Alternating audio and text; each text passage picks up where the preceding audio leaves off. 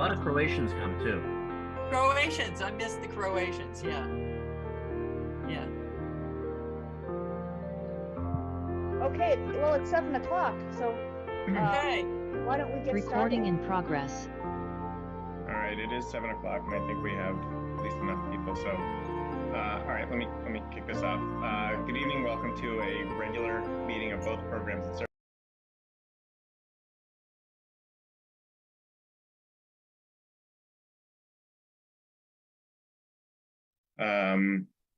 From Ward 2, Council President Susan Albright. From Ward 5, Councilor Bill Humphrey. From Ward 6, Vice Chair of the Committee, Brendan Noel. And I am not seeing others at the moment. I'll introduce them when I see them. Councilor Leary, you want to introduce your committee? Pam Wright here. Oh, sorry, from Ward 3, Councilor Pam Wright. Thank you, Pam. Thank you, Chair Krinsman. So my name's Allison Leary, Chair of Public Facilities.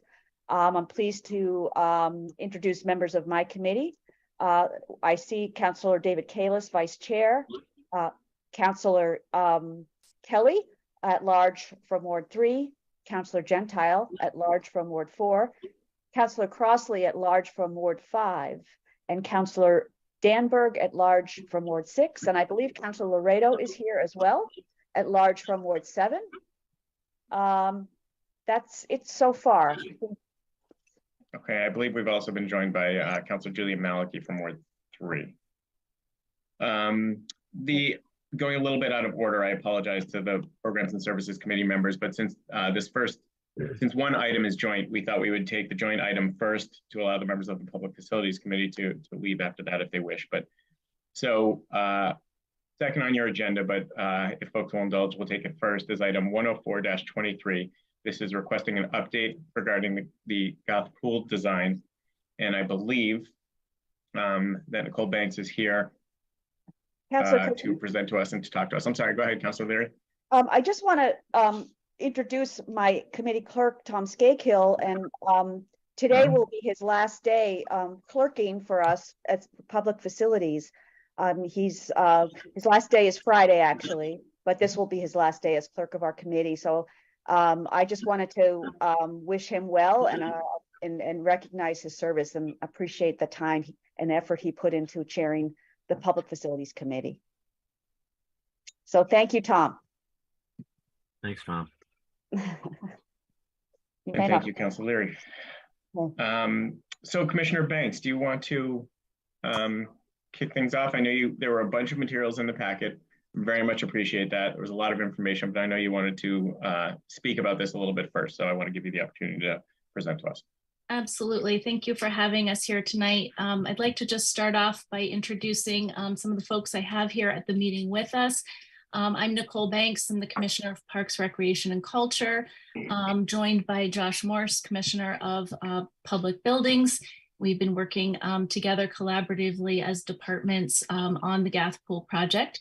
We also have here tonight Jonathan Yo, COO from the Mayor's Office, Luis Perez de Marizzi and Sean Nickerson from Parks, Recreation, and Culture, Alex Valcarci, and Rafiq Ayub. There you are, Rafiq. Hello from Public Buildings. And we're joined, and our presentation tonight will be from Tom Scarlatta, our principal and lead project consultant from BH+A, who we've been working with. So it was not too long ago that we were here requesting some funds from City Council for a feasibility study. We were looking to refurbish or rebuild the Goth Pool. And the council, as you may recall, was fairly excited to see this project moving forward. However, we got very clear instructions on those early input sessions that we were looking to really bring forward a great pool, that we have a once in a lifetime opportunity here to build a new outdoor pool at Albemarle, and to really forget about trying to patch repair our 50-year-old pool that we have, and to try to move forward with a brand new purpose-built swimming pool that would meet the needs of today's community. In the time since we made that request and have started moving forward, we've held our community meetings. We've met with stakeholder groups and individuals. All the input that came in really helped us identify our valued amenities that we should retain from the current Goth Pool. helped identify some new amenities that should be added and other changes that will improve our guest experience for all ages and abilities. This includes changes to the pool, such as adding a spray deck, which we can have some extended season hours. And that was very important and ideal and being looked for in the community. And some improvements to the bathhouse, as well as some universal design elements, which have been added throughout the project. So tonight we're here to present the preferred design, discuss our project timeline, and answer any questions you may have. And with that, I'm going to turn it over for our presentation. I believe, Luis, you were going to maybe kick us off with a couple of slides. So thank you all. And I'm going to share my screen. Thanks, Tom. I'm going to share my screen if someone could enable me. Just enabled it.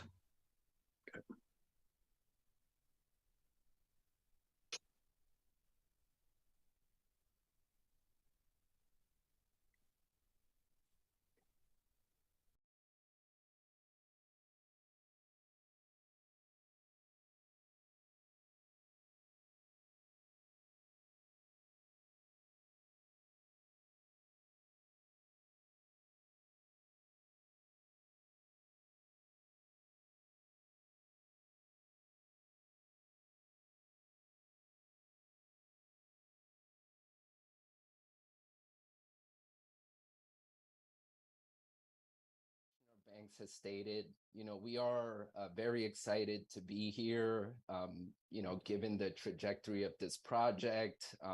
Not very long ago, we were here trying to develop these goals.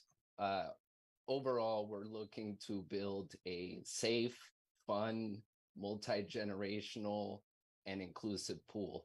And part of the community process, in order to get to that point, that we went through, really highlighted these goals that are here on your screen, to maintain and activate more green space around the pool, improve the entry and arrival sequence, improve the overall guest experience, specifically for various user groups, universal access to facilities in all pools, leisure play, flexible pool space, improve operation productivity, namely eliminating water loss, but also increasing energy efficiency, evaluate the bathhouse, address code and accessibility and interior upgrades, and provide improved opportunities for shade structures and sunbathing.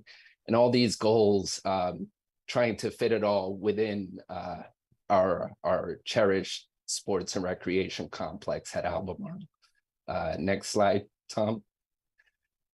So again, to reiterate Commissioner Banks' notes, we've held multiple citywide meetings, along with various updates and public hearings for the Parks and Recreation Commission.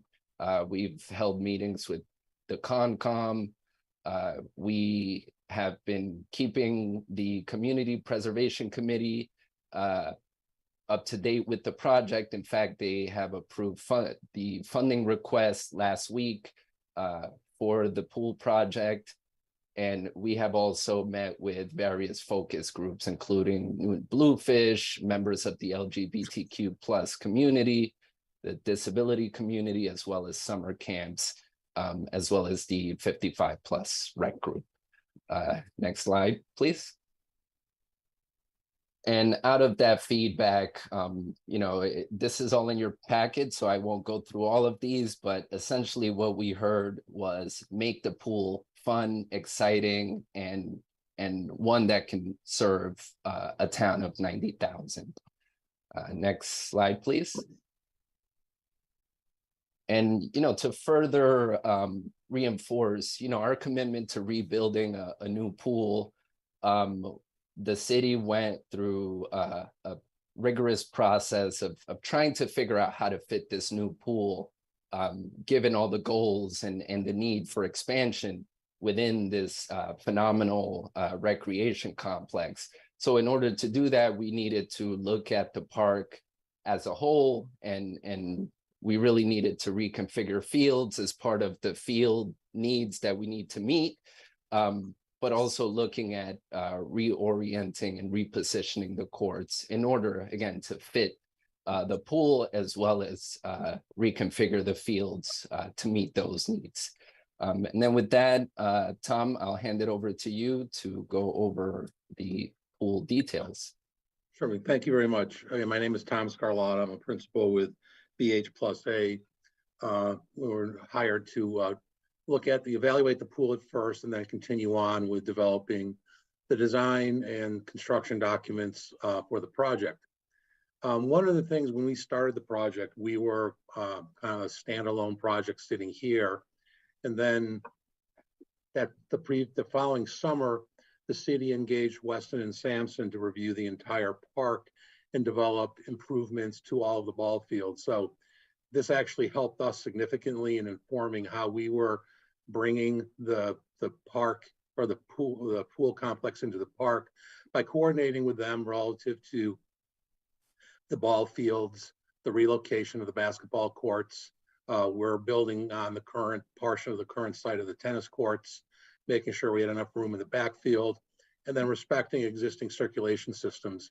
It's been a very good collaborative effort in terms of working together to make sure everything is cohesive and that it'll look like this is not just something plopped in the middle of the park. It looks like an overall plan, which is what the goal is.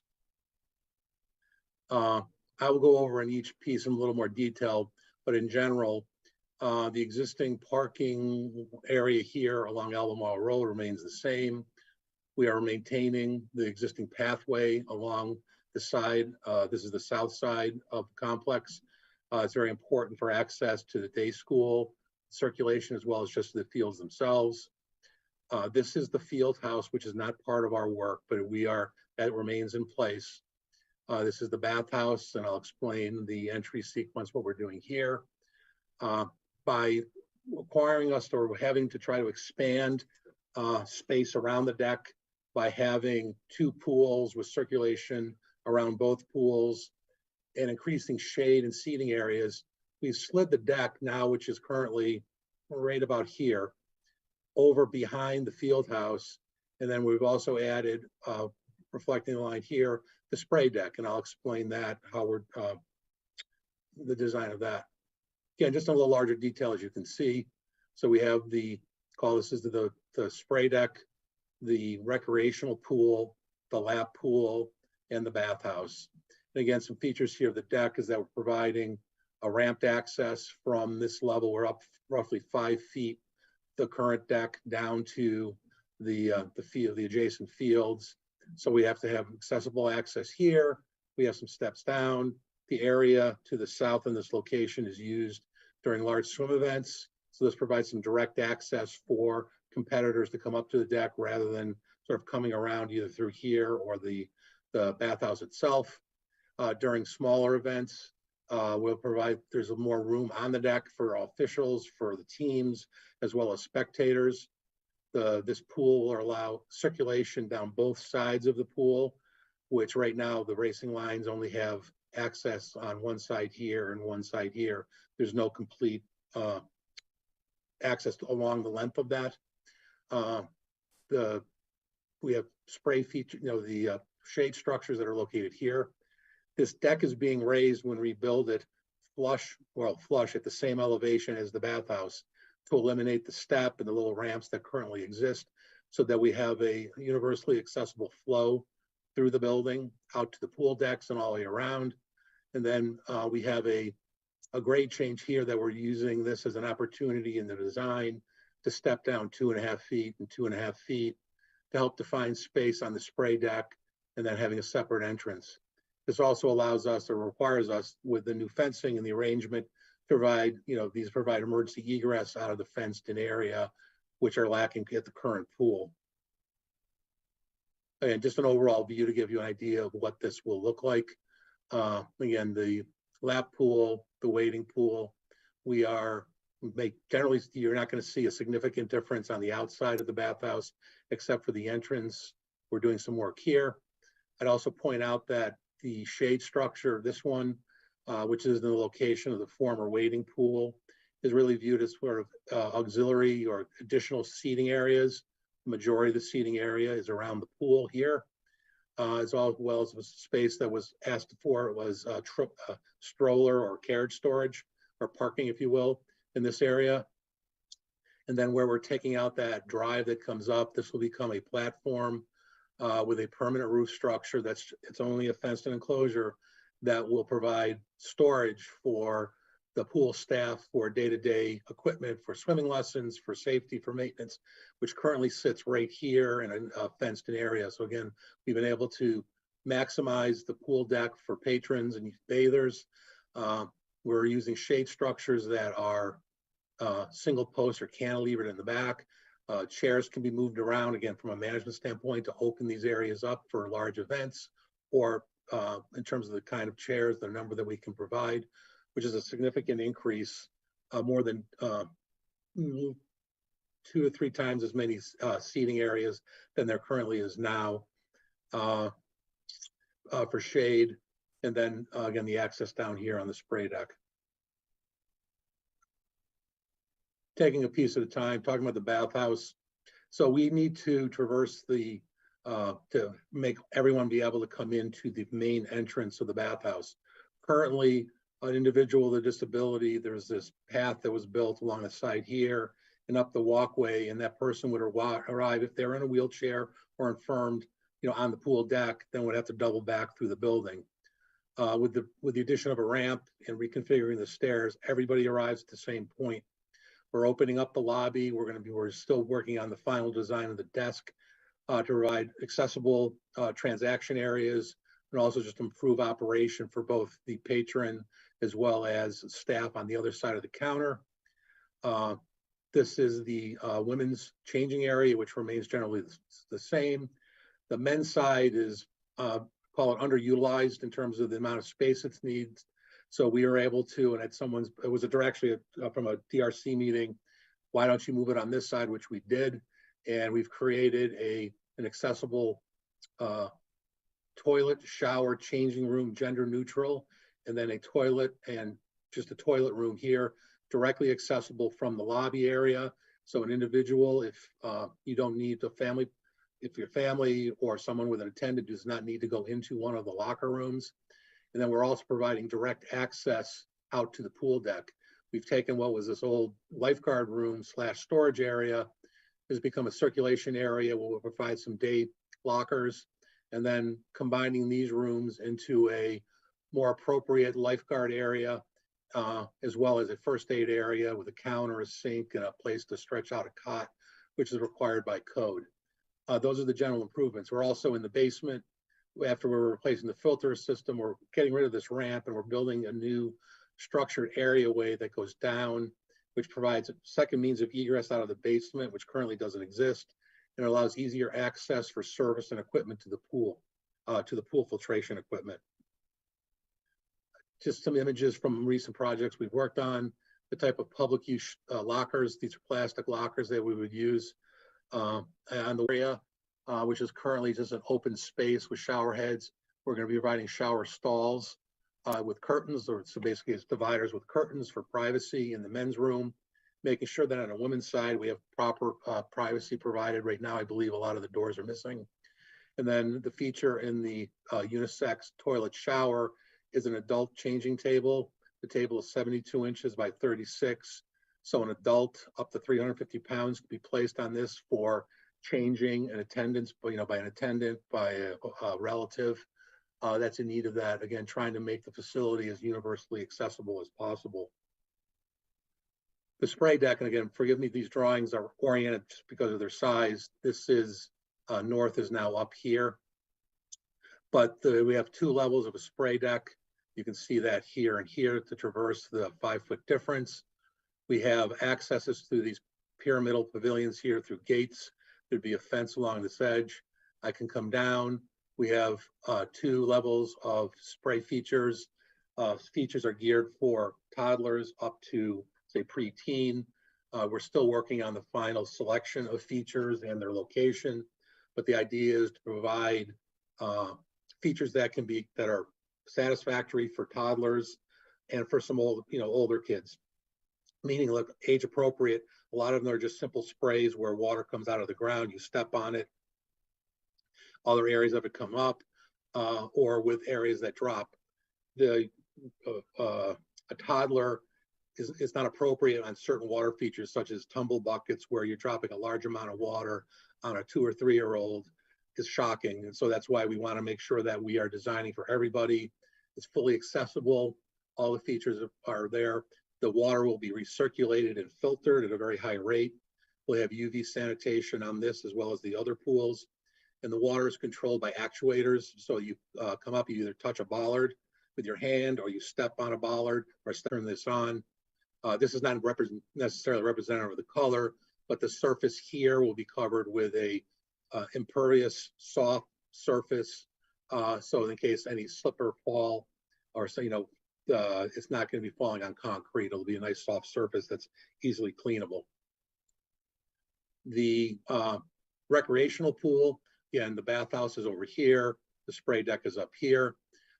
Is configured to have a beach entry here. So this is at deck level, and we start slowly coming down at a 1 in 12 slope. This is the water line coming down to I'm in 2 feet of water to 2.5 to 3 feet here. The majority of the water in the pool is 3 to 3.5 feet, with 4 feet at some of the main drains. So we have an area here which will have some spray features for water familiarization for smaller kids. The ramp here provides access for individuals with a disability. We are also providing a lift. The lift is a self-operated lift that's required by both the MAAB and the ADA for an individual who chooses to use it. They can wheel a chair up to it and drop themselves in the water.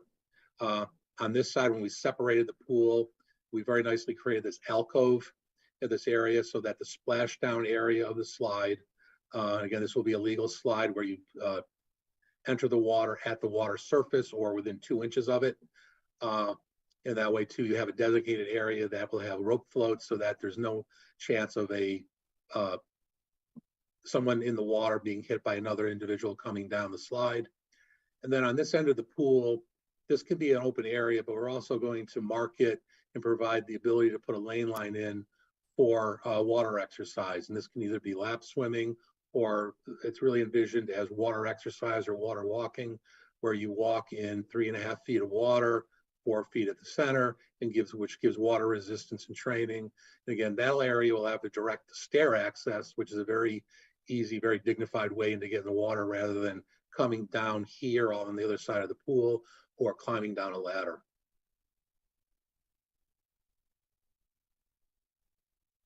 The lap pool has been designed as a 8-lane competitive pool. So we have 8 equal lanes, 7 feet wide. There's additional space on either side so that we have each lane has lane markers or lane ropes on either side. So from a swimming standpoint, the water is equal. There's no rebound off the side edges here. We have a ramp to provide direct access down to 4 feet of water in addition to a lift.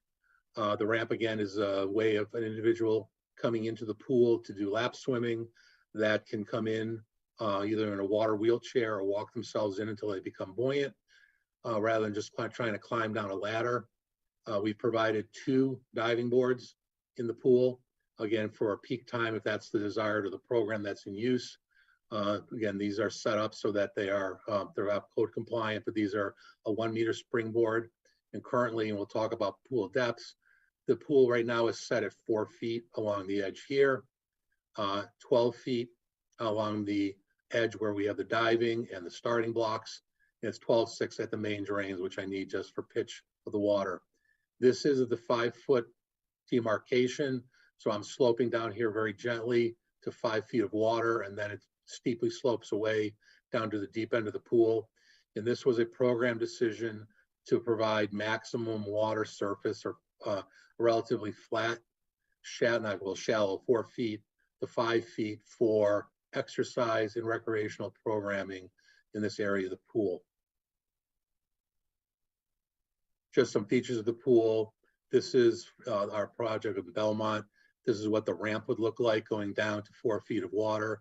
So there's a ladder and a ramp, provide access into the lap lanes of the pool. This would be what the entry would be into a 0 depth pool. So I'm here at 0, I go down to my water line. This is not brown, it's actually a colored surface that we put in the pool here. It's white as it goes over in this depth here, but this provides easy access for children as well as adults who are using this pool. This is actually a very shallow pool. And this is just an image of the lift that we use. This project, these two are in Salem. Again, an individual in a wheelchair can wheel up, transfer into the seat, and actually operate and drop themselves into the water independently, not requiring an attendant. And that's the intent of the MAB and the ADA, so they're fully independent access to the pools. Some other features that we're incorporating, the current gutter of the pool is an open channel. So you have this lip, which is the water level. Then there's an open trough, which drops down probably about 6 inches and then comes back up, and this is your edge of the deck. So a foot or an arm could get stuck, or foot, particularly if you're climbing out this way, get stuck in that. I haven't used a gutter like this in quite a long time. The gutters now we use have a grate, so that as you climb out of the pool or climb, if you're to sit either up or down, there's a grate here, so that area is enclosed. That's the water level, and that's on both pools. This is what the gutter would look like. However, at the ends of the pool, at the start and finish of the racing lines, we bring the deck edge flush with the face of the pool, which is better for competitive swimming, so that the horizon, if you're in the water, the edge that you see is actually at the edge of the pool. It's not 6 inches behind it. This shows, this is a layout, this is a pool in Connecticut, showing this is 8 equal lanes with the additional space for the ladder access here. Again, there's no difference between this lane and this lane. The pool bottom is the same. These are the typical starting blocks, very similar to what you have now. Again, we provide new blocks and new anchors as part of a new pool, because it all has to be bonded and built in together. And the type of diving board we're looking to use, which is a Duraflex, which is a pretty standard competitive diving board. And we provide 2 of these.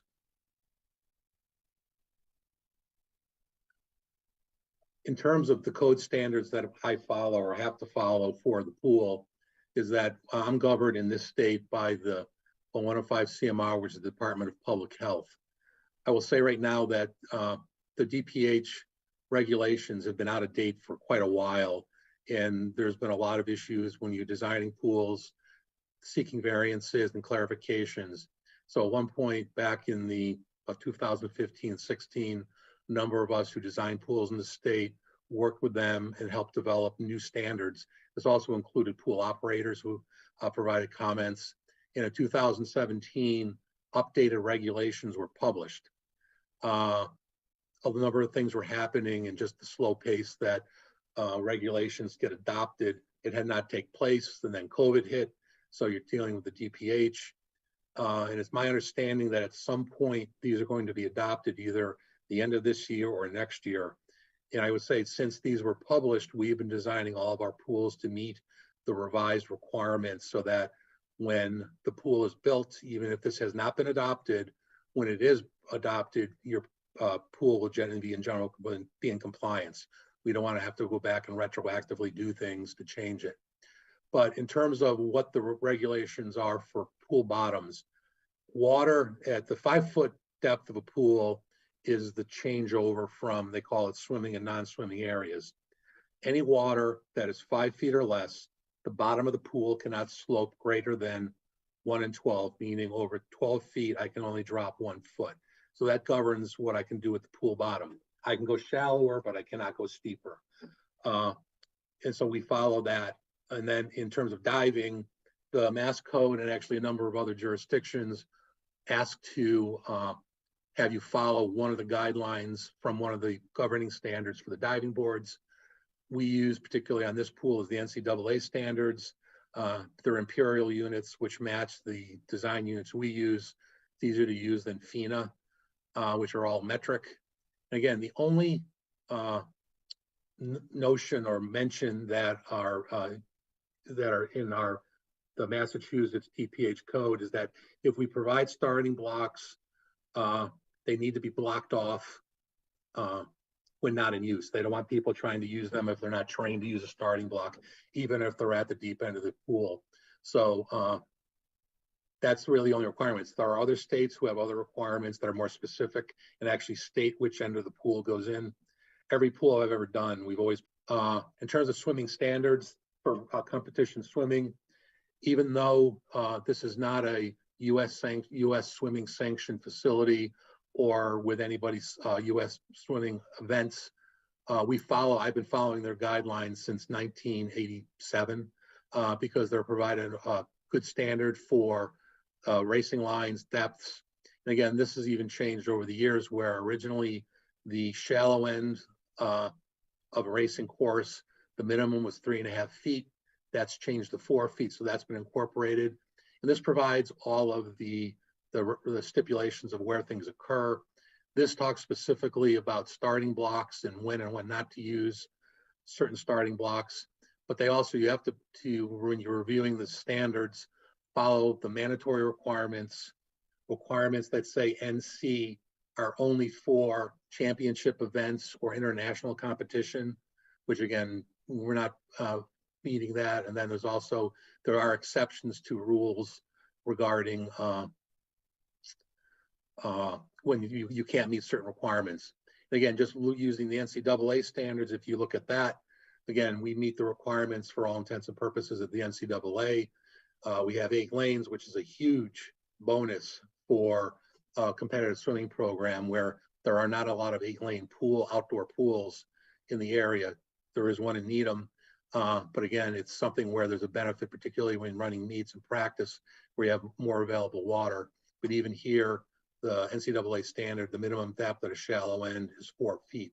When you start getting into Olympic level competition, the depths change on this, but standard NCAA is only 4. These diagrams you may have seen and have been circulated around. I prepared these at the request of the commissioners and to show how we design the bottom of the pool. So right now, our shallow end is 4 feet along the shallow end continuously here. We keep a very shallow pitch at 1%. So I'm like a 4 foot 1 inch to this location here. And then my 5 foot depth, which is where we always had it. And that slope is about a 2% slope, can be 4/6 of water down to 5 feet here. And again, this meets the requirements of, obviously I'm less than 1 in 12 this way, because you wanted to maximize the water, and then I can get steeper once I go past 5 feet down to the main drains.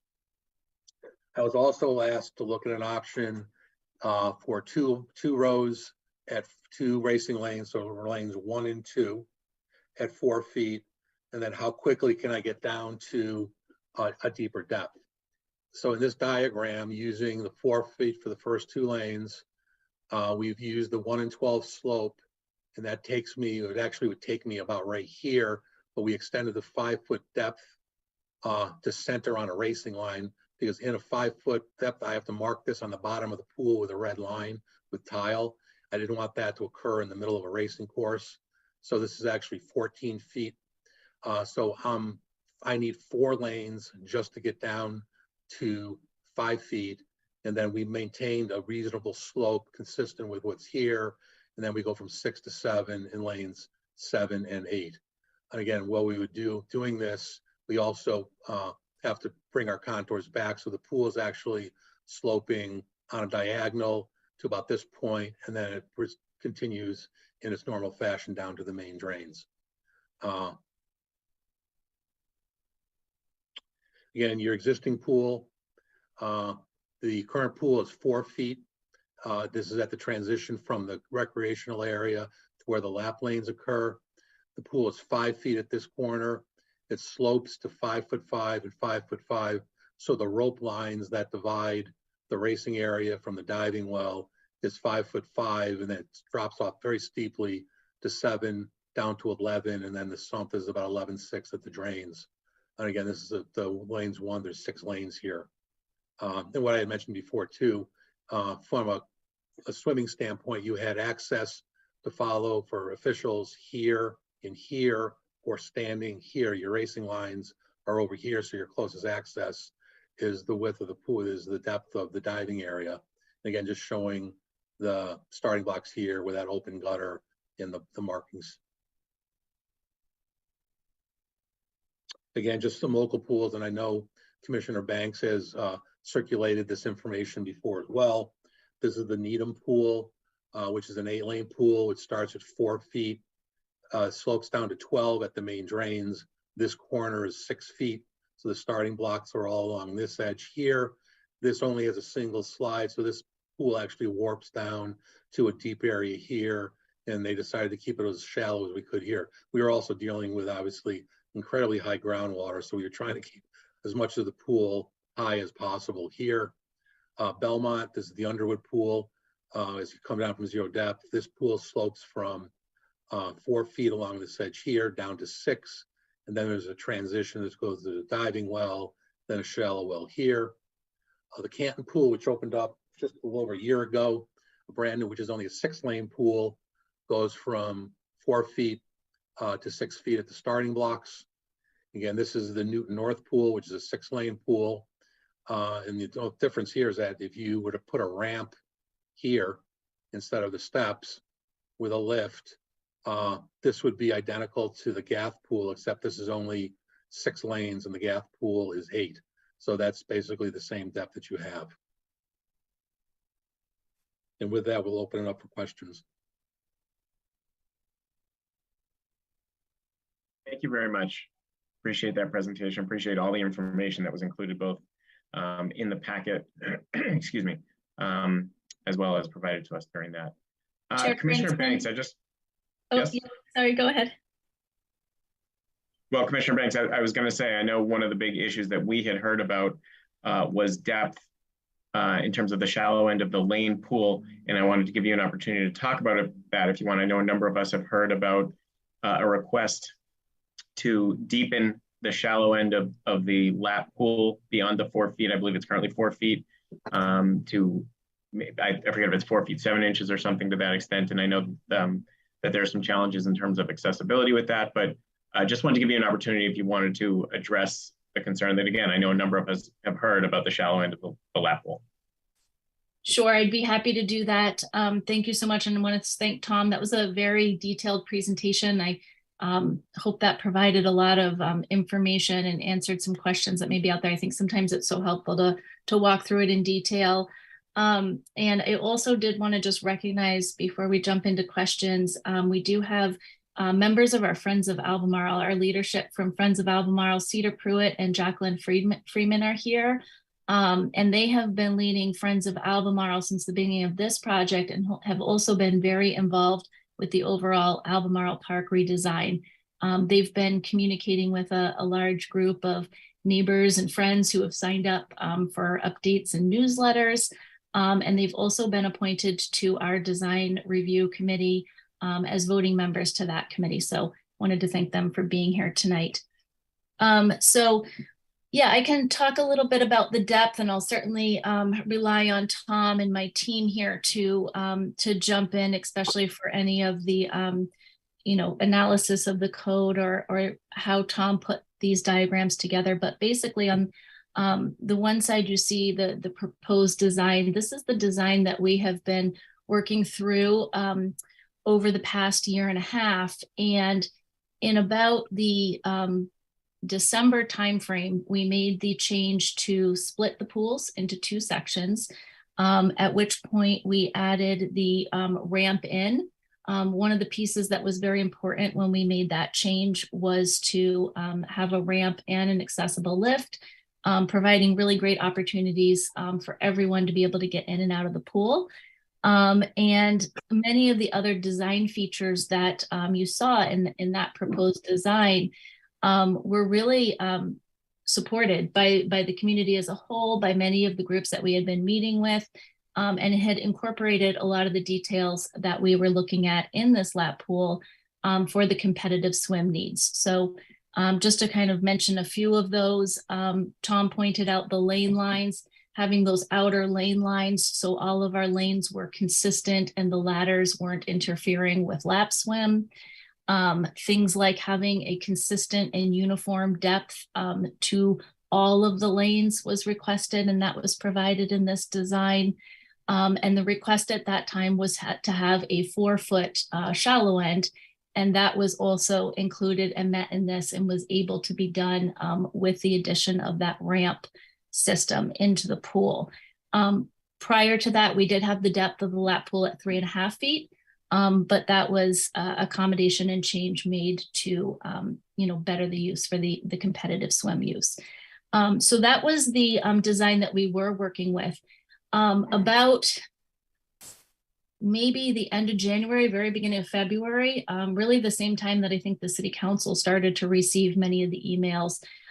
We started receiving some input from some members of the swim team who were concerned about the depth of diving. And, we of course were pointing to the 12-foot diving end where we have our diving boards and we have our diving blocks.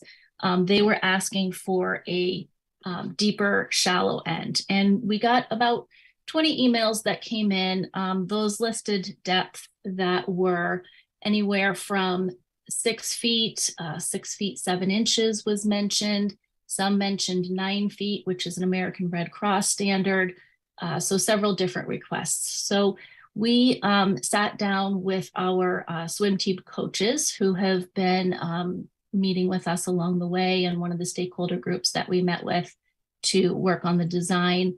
And their request was to see if we could do a pool design that would keep the 4 feet in the 2 lanes, because that was what was necessary for the ramp access, and then get to a point where the other lanes were at the 6'7", so that they could have diving into the shallow end as well as the deep end. And that's where we asked our consultant to pull together this information, and of course led us to this design to look at, which we really found that we could get very little space at that 6'7" or 6 foot or deeper in the shallow end. The other thing that really had to be considered here was some of the other community uses. So this pool was built and designed to accommodate all of the guests. We do anticipate seeing quite an increase in guests coming to the new pool. And so this section of the pool in the lap pool would also be utilized for many other community uses. So it would be the space where an individual would be able to swim and assist a toddler and be able to stand. It would be a space where we could run aqua fitness programming, swim lesson programming. During the day when we host our camp programs, we have camps that come over from the school department, the space camp. We have the Boys and Girls Club camp and our recreation camps that are hosted here at the pool. This section would be for those swimmers who are not able to be in the deep end quite yet, but need some space in that 4 foot area where they can still touch and be able to have that space. So with those things considered, it didn't really meet either of the requirements that we were trying to get to. And we did communicate that back with our swim team and have gotten to the point where, we do feel that the preferred design meeting the needs of the whole community is important to be able to stick with the proposed design that we have put together and have been working on for quite some time. Excellent. Thank you, Commissioner Banks. I appreciate that explanation and the understanding that this was something that you had looked into. Let me first quickly mention that we've been joined by Councilors Maria Greenberg and Holly Ryan from the Programs and Services Committee.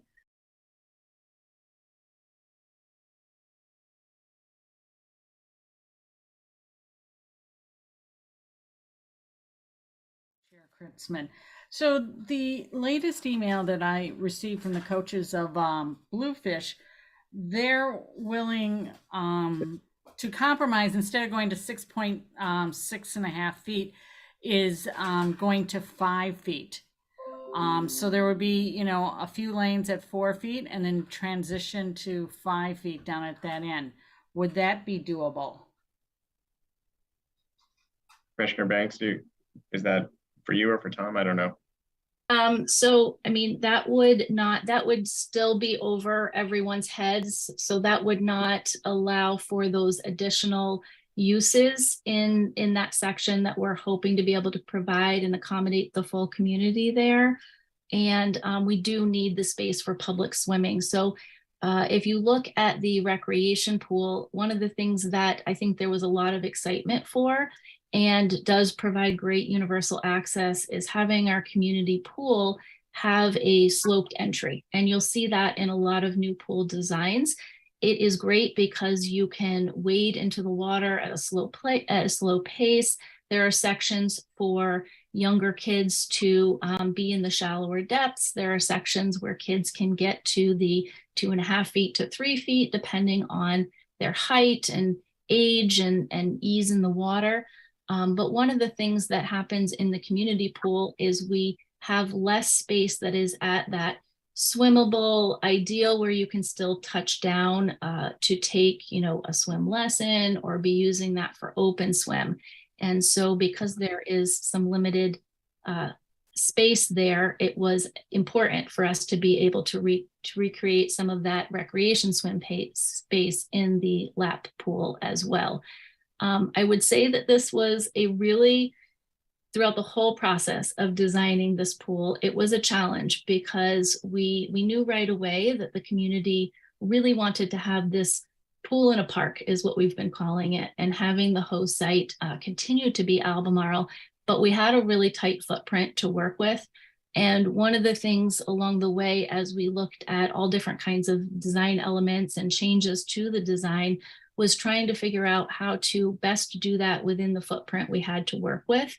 And this design has really worked hard to maximize the deck space. We have space on the deck for shade and for sun. We have been able to keep the 8 lanes in the lap pool and split the pools with still providing plenty of space. There's not really any pinch points along the deck.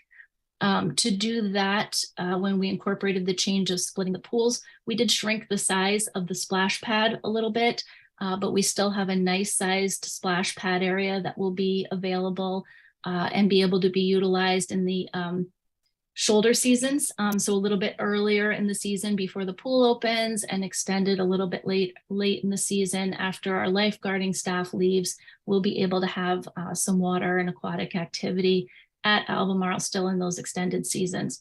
So one of the things was just really trying to maximize all that space. This new pool builds out the deck space. It maximizes the amount of space in the water. And that's what's really needed here. We're a very busy pool facility, and we expect from talking to neighboring communities who have put in new pools, we expect to see maybe somewhere in the range of a 30% increase to our guest visits once we have the new pool in place. So it's been a while since I've been to the Gath pool, but the lap area, every time that I have taken my kids in the past, that lap area was always for lap swimmers. It wasn't like the whole entire pool opened. So you're expecting at times that all the lane markers will be gone and there won't be some lap swimming at some point when the pool is open? Absolutely. This design gives us a ton of flexibility. I can let Sean Nickerson talk about this a little bit, but lane lines can come in and out throughout the day. Both diving boards can be opened, or one diving board can be open and available, and some lap swim lanes will have the flexibility to sort of monitor and watch the needs and interests of the community. But certainly during the middle of the day when we have those camps and programming offered, some of that would be opened up. The other thing that we've talked about quite a bit is expanding and offering some evening swim lessons. That's something that we currently aren't able to provide. And it was, just a large interest that we heard over and over again from the community. I still don't see why going to 5 feet for a couple of lanes would be a problem, but I have one more just quick question. The over in the other pool, there's the 2 lanes there. How long are those lanes, and what was that depth? There were it's roughly 68 feet. It's not it's not 25 yards, and we keep the edges at 3.5, and then there's a main drain in the middle of it, so it brings it down to 4 feet. Okay, thank you. That's it for now. All right, thank you, Councilor Wright. Next, I have President Albright, followed by Councilor Kalis. President Albright. Thank you very much. Every time I see this presentation, it gets better and more exciting. So, and I don't have a question about the depth of the lanes. When you showed us all the goals for the project, there was one of the early ones was maintain and activate the green space around the pool. So maybe I don't understand what that goal meant, but how is that accomplished in this plan? I can take that that question. So one of the biggest challenges with that goal, Councillor Albright, was sort of maintenance. So having sort of green space within the pool deck causes issues, you know, when mowing and leaf litter and such falling into the pool and creating some chemical issues. So from that perspective, we could not meet the goal verbatim, if you will. But what we did do was really expand the deck to the point where, you know, there's ample room for people to congregate, to move around, to lounge under the shade. So in that regard, as well as the splash pad. So in terms of green space, not a whole lot, but from a recreational and enjoyment standpoint, we were able to meet that goal by expanding the deck and including the splash pad. So what I'm hearing you say is that it meets the spirit of the goal, but not literally the actual goal itself. Exactly. And Okay. and I'll just add on one thing that I've, you know, kind of through our discussions trying to visualize what this will be like. Our splash pad will be at grade with the park. And because we are relocating the tennis courts and basketball courts, you'll kind of have that open view, and fields will be right next to that. So that's where we've kind of been saying pool in a park, that it's tucked right in there. It has that natural greenery right around it. And then of course we are also working on the park redesign. And so one of the things that we have shifted it a little bit away from the pool project, but put it onto the park design is where to bring in trees and greenery, how to landscape the front road section. So those are all things that we'll be bringing forward as part of the park project, and we'll kind of integrate it into this. I think landscaping would make a big difference. So thank you for that. That's it for me. Thank you very much. Thank you, President Albright. I see that Commissioner Josh Morse is also here, which is unfortunate because when he joins a meeting, I get relegated to being the other Josh. But I notice your hand is up. Did you want to weigh in on something that was just brought up, Commissioner Morse? Absolutely. Thank you very much. I just wanted to say briefly on the pool depth issue. Councilor Wright asked a very good question. And the Bluefish folks, Mary and Scott, did ask us to take a look at the 5-foot depth. And I think one of the things that I find is a little challenging. First of all, they're 100% right to advocate for the needs of the Bluefish and for the league and lap swimmers. I totally get that. And I appreciate their passion. They're right to do so. But specifically to the 5-foot challenge, right? We heard loud and clear from the parent community, from the Bluefish League themselves, from those parents, that they would not feel, and I quote, safe to allow their children to dive into depths at less than 5 feet. In fact, I didn't see any of them that said that they would be safe to allow their kids to dive in anything less than 6 feet. So I think one of the challenges that we're faced with is that if we were to go to a 5-foot depth on the shallow end of the pool, not only is it extremely problematic for all the recreational opportunities, for the swim lessons that are taught, for fitness classes, for all the programs that Nicole talked about, but it also doesn't meet the needs of the parents that are part of that Bluefish organization. If they're not comfortable with their children diving in less than 6 feet of water, then they would only be comfortable diving in the deep end, unless we made both ends deep. And that would ultimately mean that this pool would not be something that would be viable for the bulk of the community, for non-lap or league swim events. So to paint the picture, what we're trying to avoid is it's August and it's 95 degrees and everybody is jammed into the recreational pool because there's simply nowhere that people can enjoy in the lap pool without treading water the entire time or clinging onto the edges. Thank you. Thank you, Commissioner Morse. All right, back to councilors. I have Councilor Kalis followed by Gentile. Councilor Kalis. Thank you, other Josh. I thought this was a terrific presentation. It really answered a lot of my questions. And yeah, I had questions about the depth, but I guess one question I might have is there any remorse from those 4 communities that you showed that have the 4 feet in their pools? No, not that I've heard of, because they have enough other water. Yeah, I think that I think it's a great design. I think that it does meet the goals. Councilor Wright, at 5 feet, it's over my head just about, and I want to be able to walk in there. So I'm sorry. I think it's over your head too. But so getting to my questions.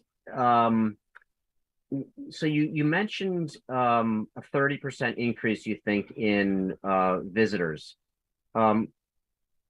So what is the capacity now, and what is the capacity going to be?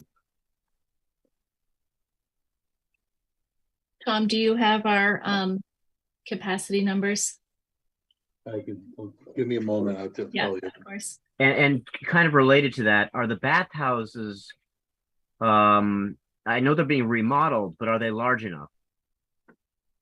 Yes, I don't have the numbers in front of me, but we configured the pool and the water surface so that the existing toilet configuration and count matched the requirements of the code. So that was sort of the game. You had more toilets than you needed for the previous pool. So we could expand this pool without expanding. We've added a toilet and a shower, so that helps. But the fixture count is married directly to the square footage of the pool and the bather load. I see. Okay. All right. So that helps. But is capacity overall going up? So the capacity will go up. I think Tom is looking for our bather load capacity, sort of our break point where we wouldn't add any more swimmers to the water space. I will say, we talked about this a lot with the bathhouse piece that you just mentioned. The addition of the gender neutral bathrooms, we do have the full assistance room where we have the changing table and we have a full shower with a fully accessible shower in there. We've also added a second one in that space that does not have the shower facility, but gives the toilet and, another space and area to accommodate somebody who may not be using one of the 2 gendered changing areas. Mm-hmm. And I can certainly ask Sean to speak to the locker room areas, but we have a pretty good amount of space in each of those, with stalls for changing, showering, and bathrooms. Okay. We'll also have the exterior shower heads too. There's a lot of folks that come to the Gath pool who may not want to enjoy our bathhouse, even if it were perfect. Some folks just want to take a quick shower off, grab a towel, and hop in their car and take off. The other thing, Tom, when you're talking about the capacity of the pools, let's not forget about the splash pad. So we're expecting a large increase in the users coming to the facility, but there will be a good chunk of those that are coming for the splash pad too. Tom? Yeah, no, the existing pool, the capacity is in a range of roughly 350. That's just going by the surface area of the pools. The proposed pool is closer to 450 in terms of the square footage. Okay. All right. That's good to know.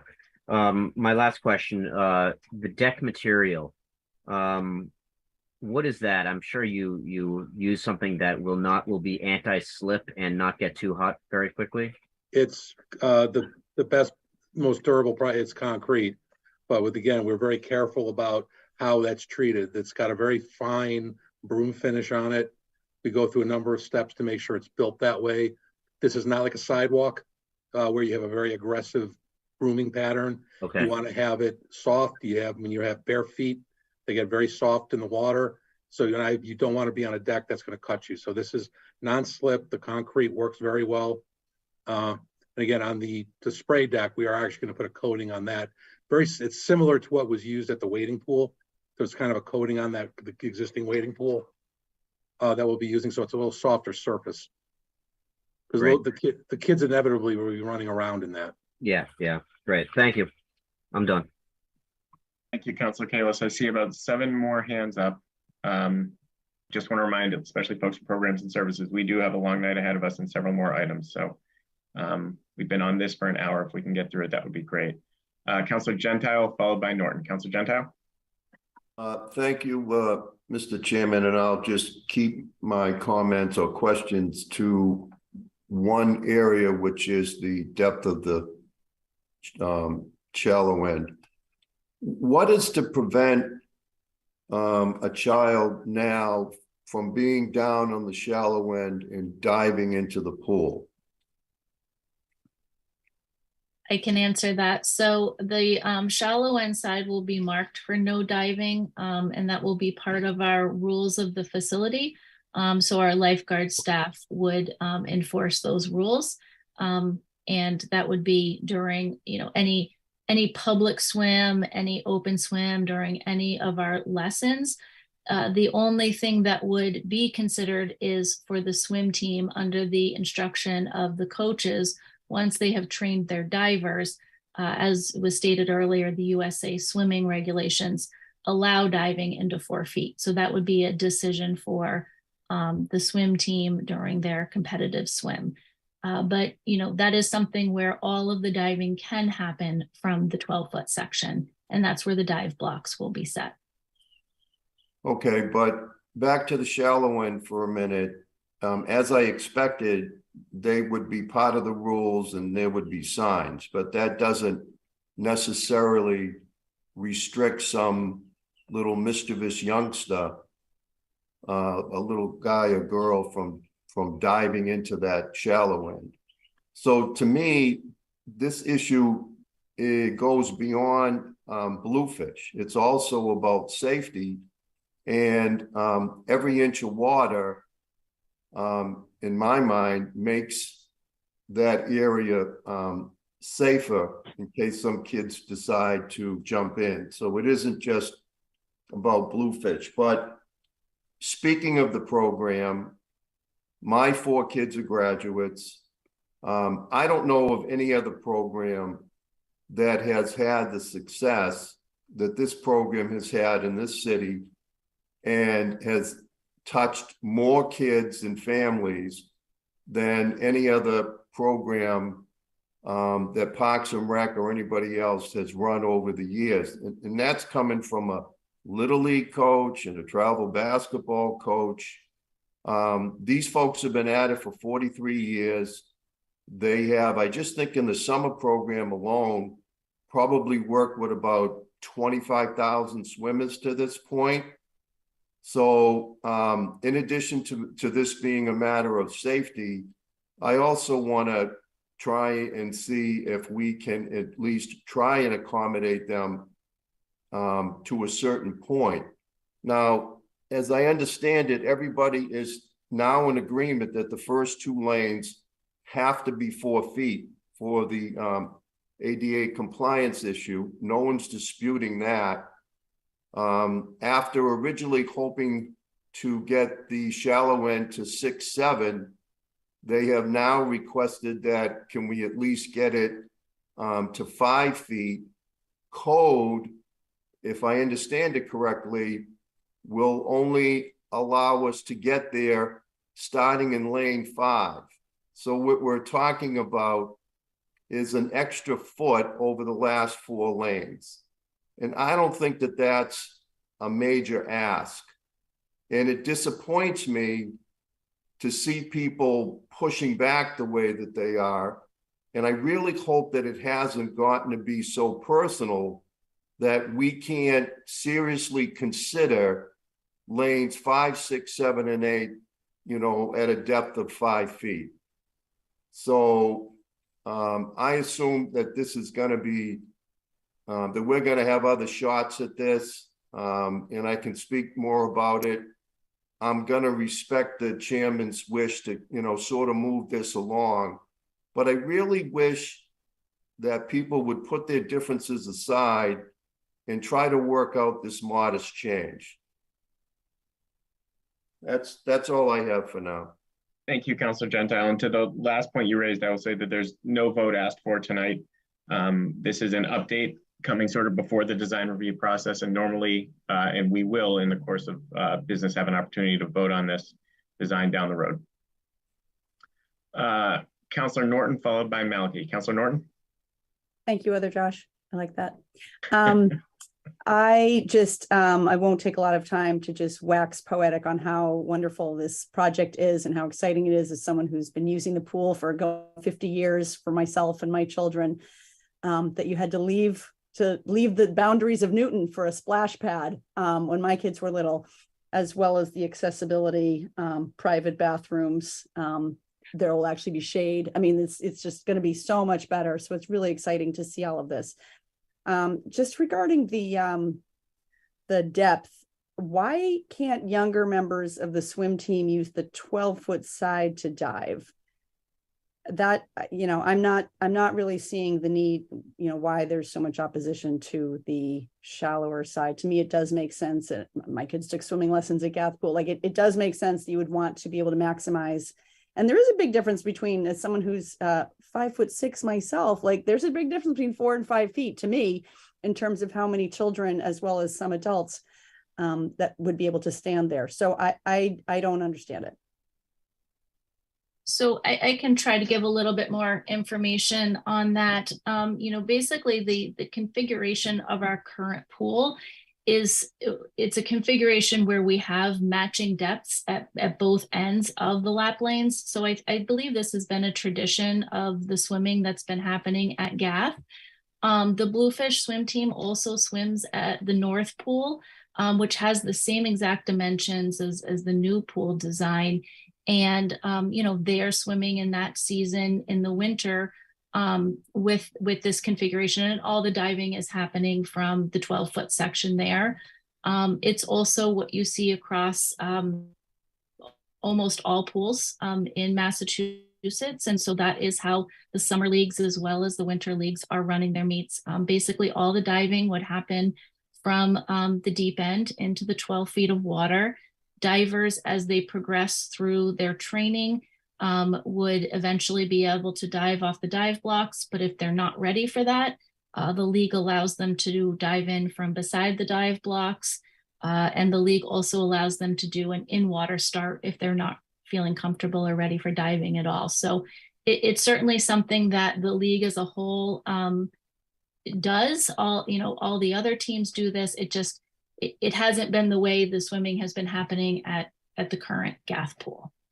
Okay, I appreciate that. I mean, honestly, to me, it seems more risky to have a pool that has a deep end or deeper end at both sides. I mean, right now, most pools, I think, you know, that you can get to a shallower side. So anyway, I'll leave it at that, but I am comfortable with the 4-foot side.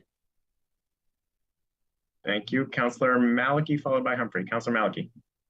Thank you. Is there a diagram or a cross-sectional illustration that shows the toe holds? And I just want to make sure that, are they going to be on all anywhere around the perimeter that is deeper or 4 feet or deeper? They will be at the deep end of the pool only, at this end here. Why would they not be on along the sides if you are contemplating taking out the lane dividers at different times? Traditionally, I've never done that. It's also, it provides an awkward transition of how do I stop it in terms of where it comes up to the pool deck and mark it. Tom, I don't know if you can see it well in the photo, but the location of the ladders going in and out, I think we would have a few ladders. So if you're getting out from the side from the lap pool, you'd have several options as well as the ramp. They are the back end ladders, but those would probably be the easiest way to get in and out. It looks like, I think I see 3 on here, but one. But it's also as referring back to Commissioner Morse's comment about not wanting people to have to resort to clinging onto the sides, that the toe hold makes it a lot easier to take a break without actually getting out of the pool, wherever you are in the pool. If you have them on all, in this case, I guess it would be 3 sides. If you end up with the 4-foot depth at the shallow end, you're going to have deeper parts on the sides as well as the deep end. And as has been commented, some of us are shorter than other people. So they may be useful even not at the extreme deep end. We can certainly take a look at that, Councilor Maliki. It just seems like it's the kind of thing, if it's going to be handy, like you're not going to get a second chance at that. No, you're absolutely right. Again, we'll look at that. I just need to look at it more in detail. Just traditionally on a pool, like I've done diving tanks, which are all like 12 feet deep, and I put them all the way around. But when I've done lap pools, I've only put them on the ends where the swimmers basically hang on at the end of a racing line. But I mean, we could certainly look at how far I could bring it up here before it becomes a constructability issue. But again, we could get pretty close. I'm just guessing off the top of my head, up to the 5 foot mark, probably in here somewhere. Yeah, because people who are, I'm 5'3", and I guess there are people shorter than me, even adults, and you know, we would be over our heads in the 5 foot depth even. Question on the starting blocks. There's comments in the write-up about willingness to talk to the team about making them easier to take in and out. Is that a real feasible option? And is there a way to do that? Can they just sort of flip back, or some way to make them very easy to get out of the way without having to unscrew things or lift heavy things or whatever? I've talked with Sean about this. Is basically pretty much what you have now is a single post. They slide in and they're fairly rigid. I think when we had talked, there are options where you can do dual posts, which become a little bit more cumbersome to store because you have 2 legs coming down. But this isn't set in stone. This is something where I think, and that's why I would leave. It's really preferenced by the users of the pool. I can make anything work. I just need to know what you want. So, and again, that's a conversation Sean would have and convey that information to me, Sean Nickerson. It's a very good point, and where, you know, there's a lot of details now which we'll be looking forward to review. And I think, you know, involving the swim team in looking at the models and working with Sean. I mean, operationally, we want it to work, and you know, we want to get the best blocks and backstroke flags, you know, all those other details that we'll be moving forward with and getting those conversations going. So we'll absolutely review those and bring the coaches in. And in this section, community-driven process, you attribute to somebody from the Bluefish team saying that they wanted a 4 feet, 4 feet depth of the shallow end. Who was that? Because that doesn't seem consistent with what we've been hearing. Yeah, so that was the specific request from the coaches that we were working on in this design. So that's the design I'm talking about that was leading up to that December timeframe when the pool was split into 2. So the 4 feet was requested by the swim team coaches. And that was via an email. And the other thing that was requested was a consistent uniform depth for all the lanes. And so that was also provided. So are you saying that the coaches who are now requesting 6 feet preferably, or at least 5 feet, back then were just requesting 4 feet? Yes. Yes, this request only came in the last 6 weeks. I mean, really, the emails that City Council received those are also the first requests that we received for this. Okay, and one quick question. I noticed in the text somewhere it said the showers will have doors, not curtains, but I saw a picture with curtains. So that, again, is another detail that we're still working through discussing. One of the things that, you know, we want to make sure we can keep the restroom areas safe, and our staff can take, you know, quick look in there and make sure everything is, you know, people are changing and coming straight out and those kind of things. So that's something that we'll need to discuss. There was some preference each way on that one, but they'll be, you know, private is kind of the main goal. And sorry, one more. How high above the water level is the deck now, and how high will it be in the new design? 6 inches. It's the same. The same, but yeah. It will not have the.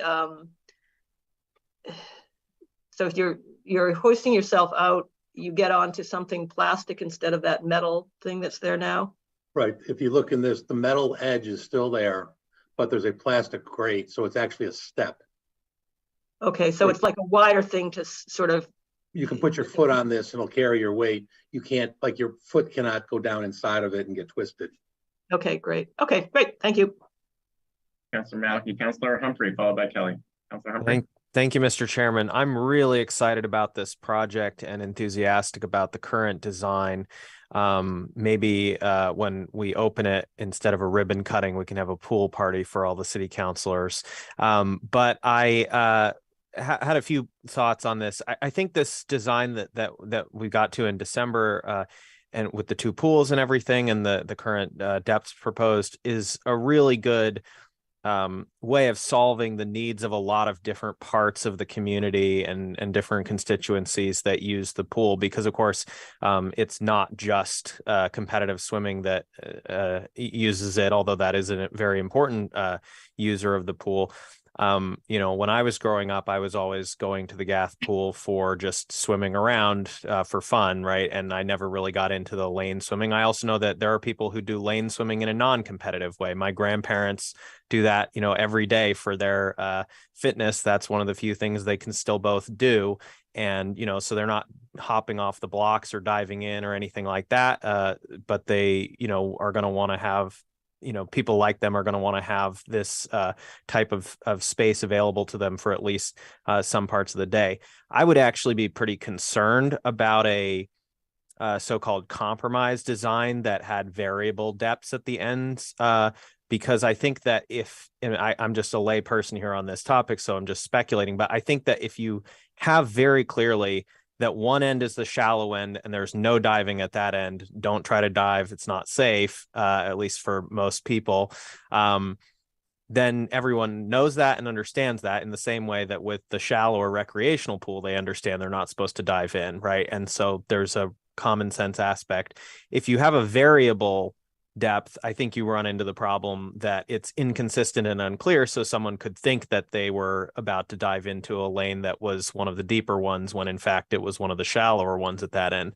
So from my perspective, having a consistent 4-foot depth, like apparently we have now, seems to be the most appropriate option. And this is going to really be the option that allows the most flexibility for the widest portion of the community, and especially those folks with disabilities or shorter folks and people that just want to be able to get in and, you know, do some lessons or just kind of splash around during the non-racing hours. So I really like the current design. I think that, you know, any concerns or questions that I had have really been addressed. And also, I know some other counselors will probably speak to it, but we've not really talked too much tonight about the other areas of the facility, like the bathhouse and the splash pad, but I'm obviously really excited about the design for those as well. And I'm glad that we haven't had too much controversy around those as well. Thank you. Thank you, Councilor Humphrey. Mr. Pullman, I do see your hand up. We're not doing public comment tonight on this topic. We're also not taking any votes tonight on this topic, but I would encourage you to send any thoughts you have via email to the council. Councilor Kelly, followed by Councilor Leary. Councilor Kelly? Thank you. I was sort of excited then when I saw that one of the coaches was perhaps going to address some of the questions that have been asked about what the coaches actually asked for. So hopefully they will submit that in writing. I have to say I feel a little bit disturbed about the inconsistencies that we've been hearing about what was asked and who participated and when it all happened. Something doesn't feel good to me about all that. But on to this, I think that the answer to expanding the green space that President Albright asked, the answer to that was actually kind of no, although I appreciated Nicole Banks explaining how the splash pad was at grade and kind of opened into like the basketball court and tennis area, though of course those are not green space, they're hard paved surfaces. And I'm happy to hear that, you know, consideration will go in later for where there will be more actual greenery, plants and trees to go in. You know, this area could really benefit from that.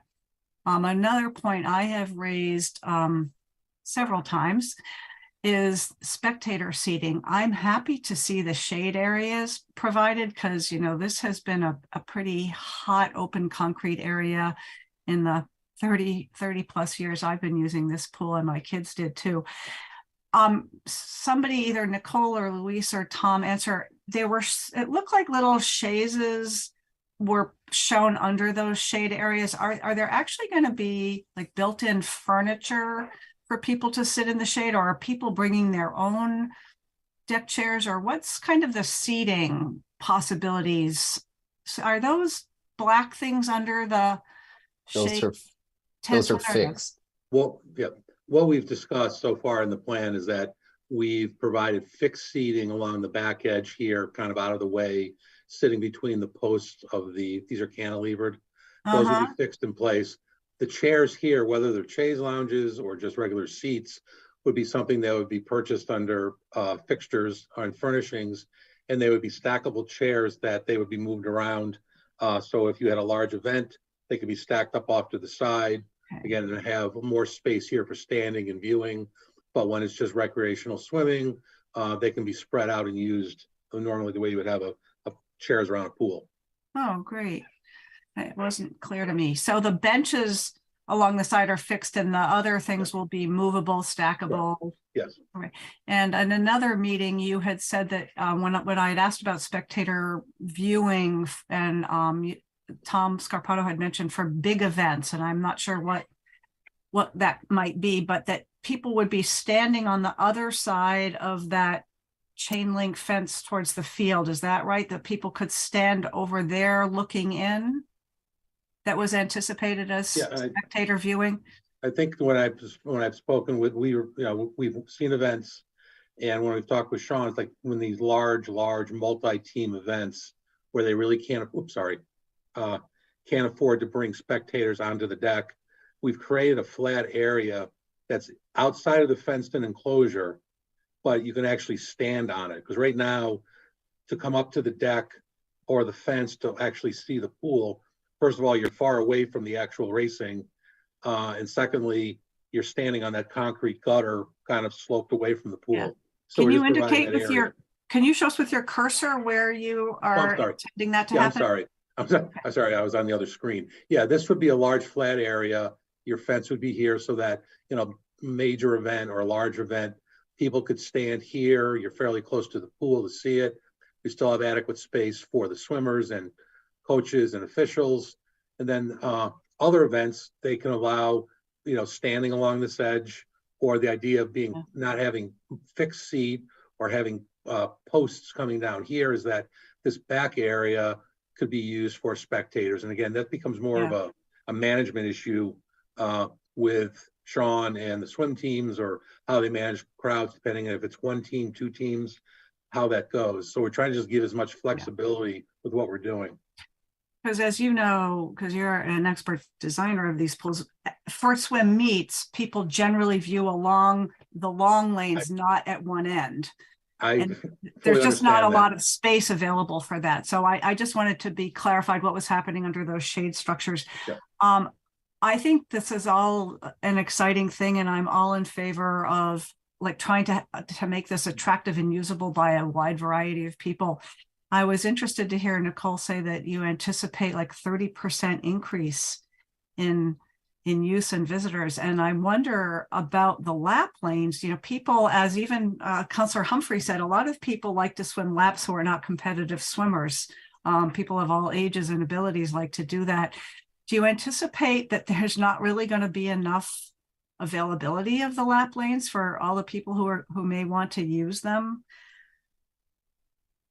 Answer that, Councillor Kelly. That's a great question. So what backstory, when we toured the Needham pool, we talked to their director, they saw a doubling in daily visitors. Wow. So we definitely expect that to happen. Because of the 8 lanes, we're definitely gonna be able to offer more lap swimming. And so what that will be is a compromise of taking lanes in and out throughout the day. But we definitely tend to offer at least 2 or 3 lanes at minimum throughout the day. 2 or 3.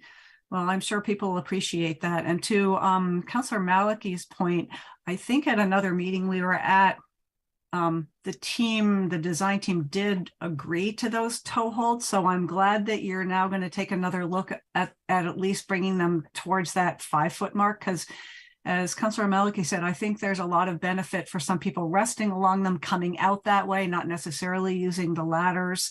So I hope that you do get back to that. And Councilor Gentile, I think, made a good point.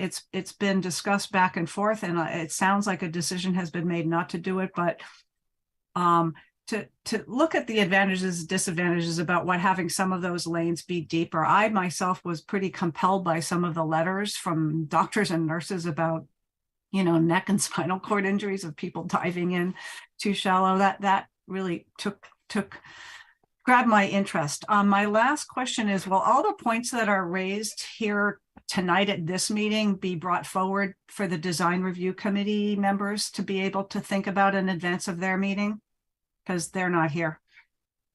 Certainly, we'll bring anything that is relevant to the purview of the design review committee to the design review committee in advance of their meeting. Yeah, great. But most of the things that have been talked about are design issues. So I think that would be really helpful. And as a member of the design review committee, I'm lucky I'm here, but it will be good for them who are designers and architects to be able to consider some of the things that have been raised tonight. That's it for me. Councilor Krinsman, over and out. Thank you. Councilor Leary, followed by Ryan. Councilor Leary. Thank you, Chair Krinsman. I will be very quick. First of all, Tom, this was a wonderful presentation, and a lot of my questions have already been answered. I love the design of the pool, and I'm very excited to see this project move forward. I know that the commissioner has worked hard with the community to find a pool that meets the needs of all users, and I think they've done a really good job getting there. Just to clarify, my understanding, the current pool, the shallow area is 4 feet, and the swimmers are trained to dive shallowly, right? Because you dive shallow when you're a competitive swimmer. If you dive too deep, you slow down your time. And they've been doing that since the new pool opened in 1968, I believe. So I just want to be clear that that's the current. This will be no different than what's there now in terms of the shallow end. Is that correct? So that is correct. So both ends of the pool are variable depth right now. So they go from 4 feet to about almost 5.5 feet. And there is diving happening on both ends. So there are dive blocks on one end that go into those depths, and there is deck diving from the other end. And as far as we have records of, there's no injuries that have occurred. And you were right, Councilor Leary, that is all under the experience and training and practice with coaches through a competitive swim team. It's no diving during open swim and other times of the day. My daughter briefly was trained under Coach Mary Pullman, and in 6 weeks she taught her to swim, and she's a great swimmer. But it ended up her sport being skating on top of the water rather than swimming in the water. But I was very grateful for that experience. My question, which I don't think has been raised yet, is I just had a question about the water care. Do we still do chlorine? Do we go to salt, or I've heard of UV zone systems. Is there any improvements over the heavy chlorine that has been used in the past? A couple of things. First, you'll be with improved, without a leaking pool, you'll be introducing less chlorine because you don't have to bring the water up the chemistry. We are looking to maintain chlorine as a primary sanitation. However, we are incorporating UV, which significantly increases the cleanliness of the water and reduces the amount of chlorine that has to be introduced. You're still putting in chlorine that's required by code to maintain a minimal residual amount of chlorine, but the amount that you have to put in to maintain that is significantly lower with the UV. Oh, that's good to hear. Thank you very much, Tom. And finally, Commissioner, with this great new resource for the community, I hope that we can think of a way to increase the hours for the pool. Because I know, as you said, there's going to be a lot of people who will want to be there to enjoy it. So thank you very much. That's it for me. Thank you, Councilor Ryan. Thank you, Mr. Chair. I'd first like to start with make a difference between the two Joshes, and I don't know if he wants to comment on this, but Josh Morse, the hero, That's as far as I'll go on that unless he wants to comment on it. Anyway, so the nice part's over. I thought I was all set today. I've been in contact with Luis and Nicole, and through this process, I worked on the locker room, a bathroom, changing facilities with them, which is privacy. So, but tonight, and I thought right up until this afternoon, I probably could have voted on this today. And I'm not going to talk about the swimming part of it and the depths because that's all been talked about, even though I was going to, but I'm a competitive swimmer for the Y, for the Scouts, and also in high school. My specialty was the breaststroke, but I'm going to leave that alone for tonight. Privacy is privacy. I mean, it can't be. I thought we were putting real doors on here, and that's what it has to be, real doors. And I'm not just talking about my community. I'm talking about anybody that wants privacy. Anybody that doesn't like to get changed in front of other people. Anybody that has to bring their child in to a big group changing area and wants a private stall, because they feel their child is too young.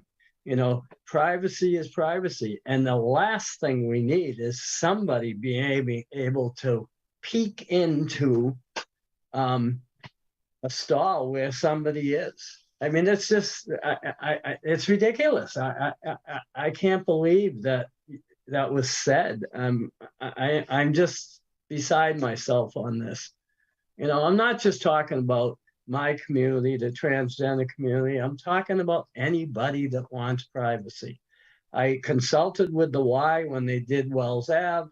And if you want to know what private stalls look like, go over there. And it's in both locker rooms. There's only 3 of them in each locker room, no big deal. Bottom's open, but the doors are sealed. You can't look between doors, and you can lock the door. If you're worried about kids fooling around in there, then you're going to have to find another way. But these need to be totally private. Thank you. Councillor Ryan, we'll definitely take that back. We had discussed doors, and the curtains may just be a photograph that was added, like a stock photo. So we're very open to having more detail and more look at that.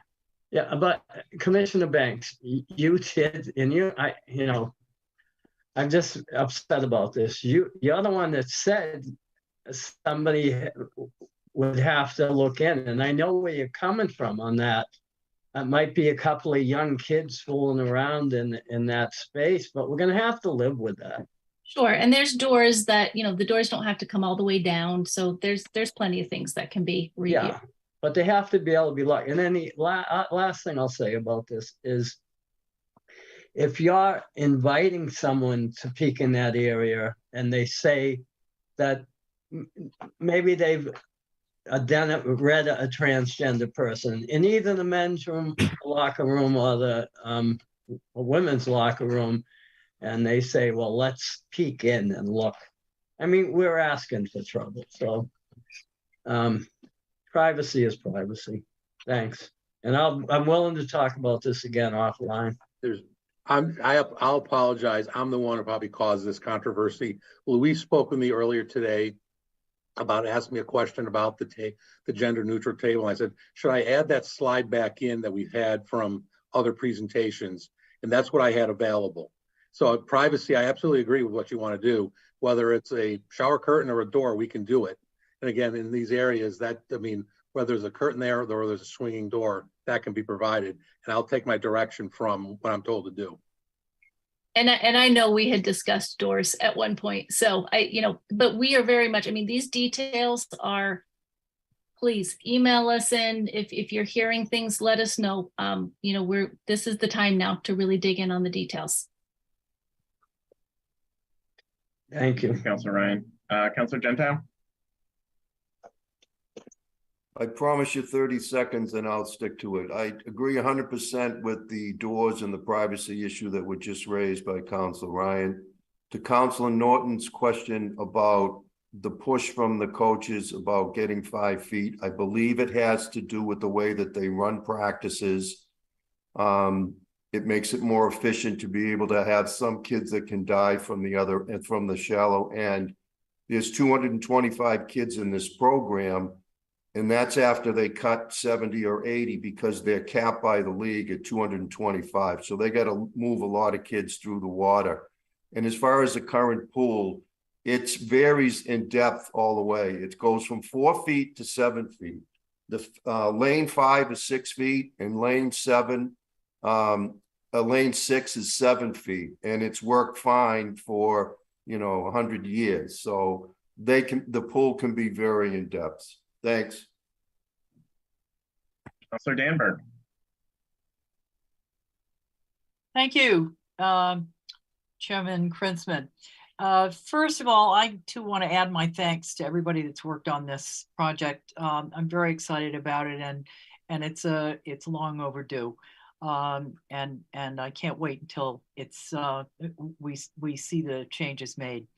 On the changing facilities, I think Councilor Ryan makes very good sense in what she has said.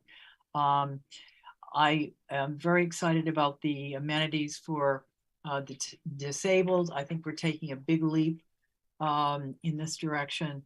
I'm glad to hear that there has been serious thought on diving in the shallow end. That's actually my biggest concern.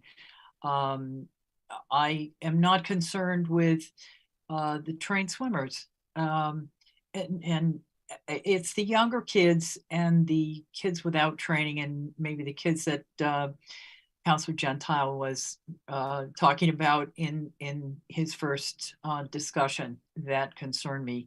So I am very glad to hear that there has been serious consideration to making a change here.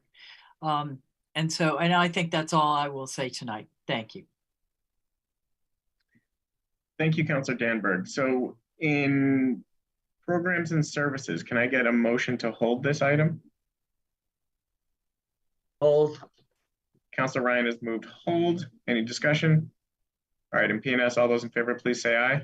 Aye. Any opposed? Thank you. And I should have mentioned a while ago that Councilor Baker did join us, so we are a full complement of the Programs and Services Committee. Councilor Leary. Thank you. And I will also mention that Councilor Norton joined us quite a while ago too, which we heard from. So we have could I get a motion to hold in public facilities, please? So moved. Yes, so moved. Okay, I heard Councilor Kalis first, I think. Motion to hold. All those in favor, please say aye. Aye. Aye. Okay, any abstentions, any nays? Okay, thank you very much.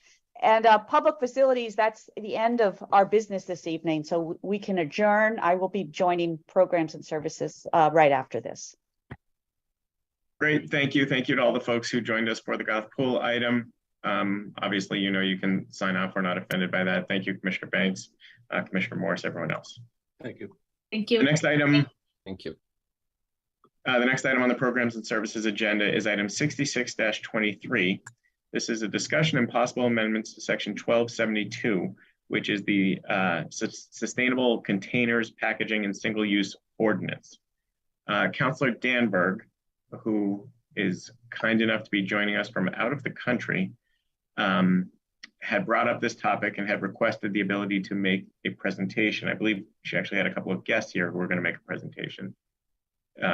Councilor Danberg, if you are still on, do you want to introduce this? I believe you're still on mute. Bienvenue. Yes, thank you. Thank you. I'm now off. And thank you for putting this item next. I appreciate that.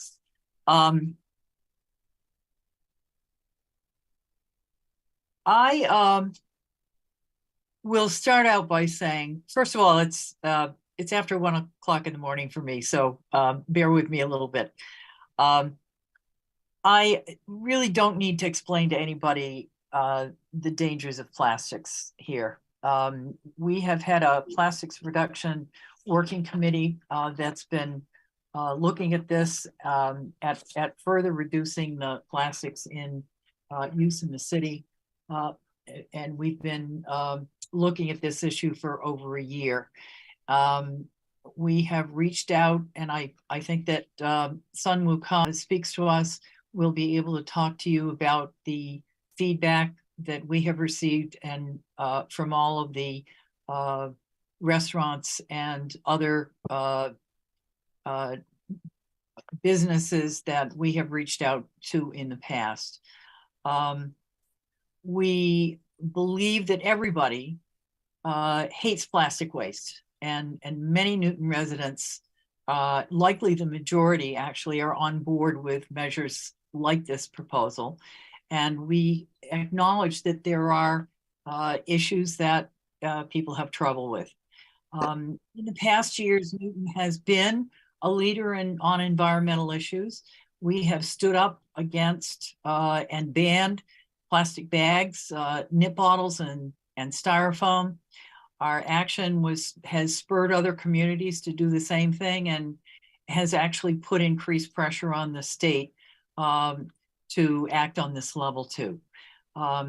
It helps the state when they look at legislation like this, to have the initiation come from the municipalities so that they know that there's support from below.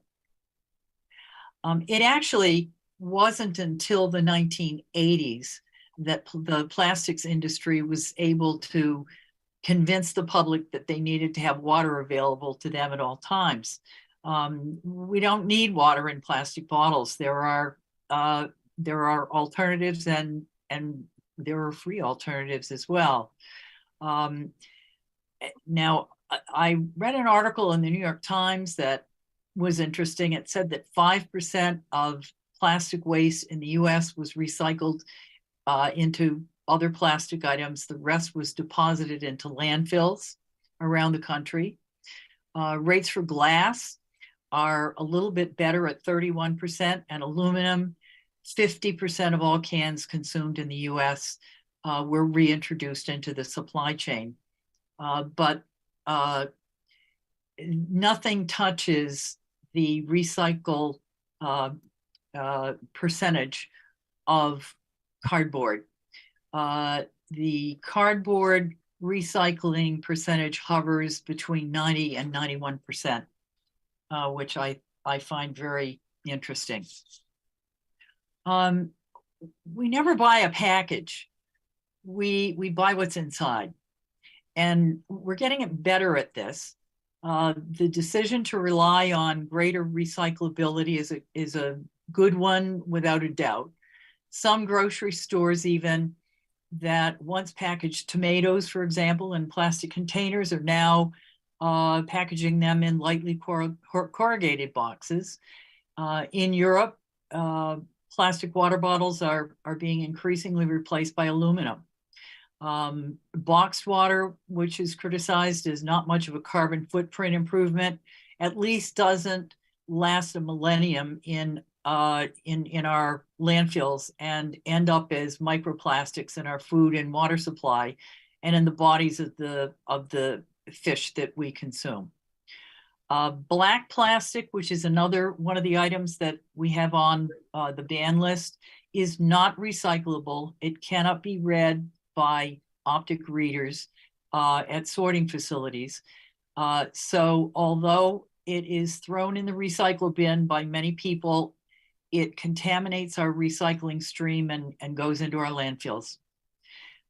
Small items like plastic drinking straws and stir sticks and ear swabs and dental picks are too small to be recycled, so they litter our streets and they're buried in landfills. There are reasonably priced compostable alternatives to all of these items. There is really no excuse to continue to allow them in our lives if they're made of plastic. I recently looked into plastic items in the dental arena. My husband's a dentist. He showed me dental picks and other items made of bamboo that are reasonably priced and readily available.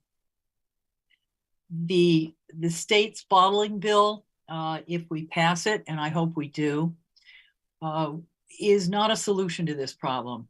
The plastics will only be recycled into other plastics that will continue to be a pollutant. It's really up to us to take action, and we can do this. As of a year ago, there were 21 Massachusetts communities who have a plastic bottle ban of some sort in place. They include Brookline, Arlington, Concord, much of the Cape and Islands.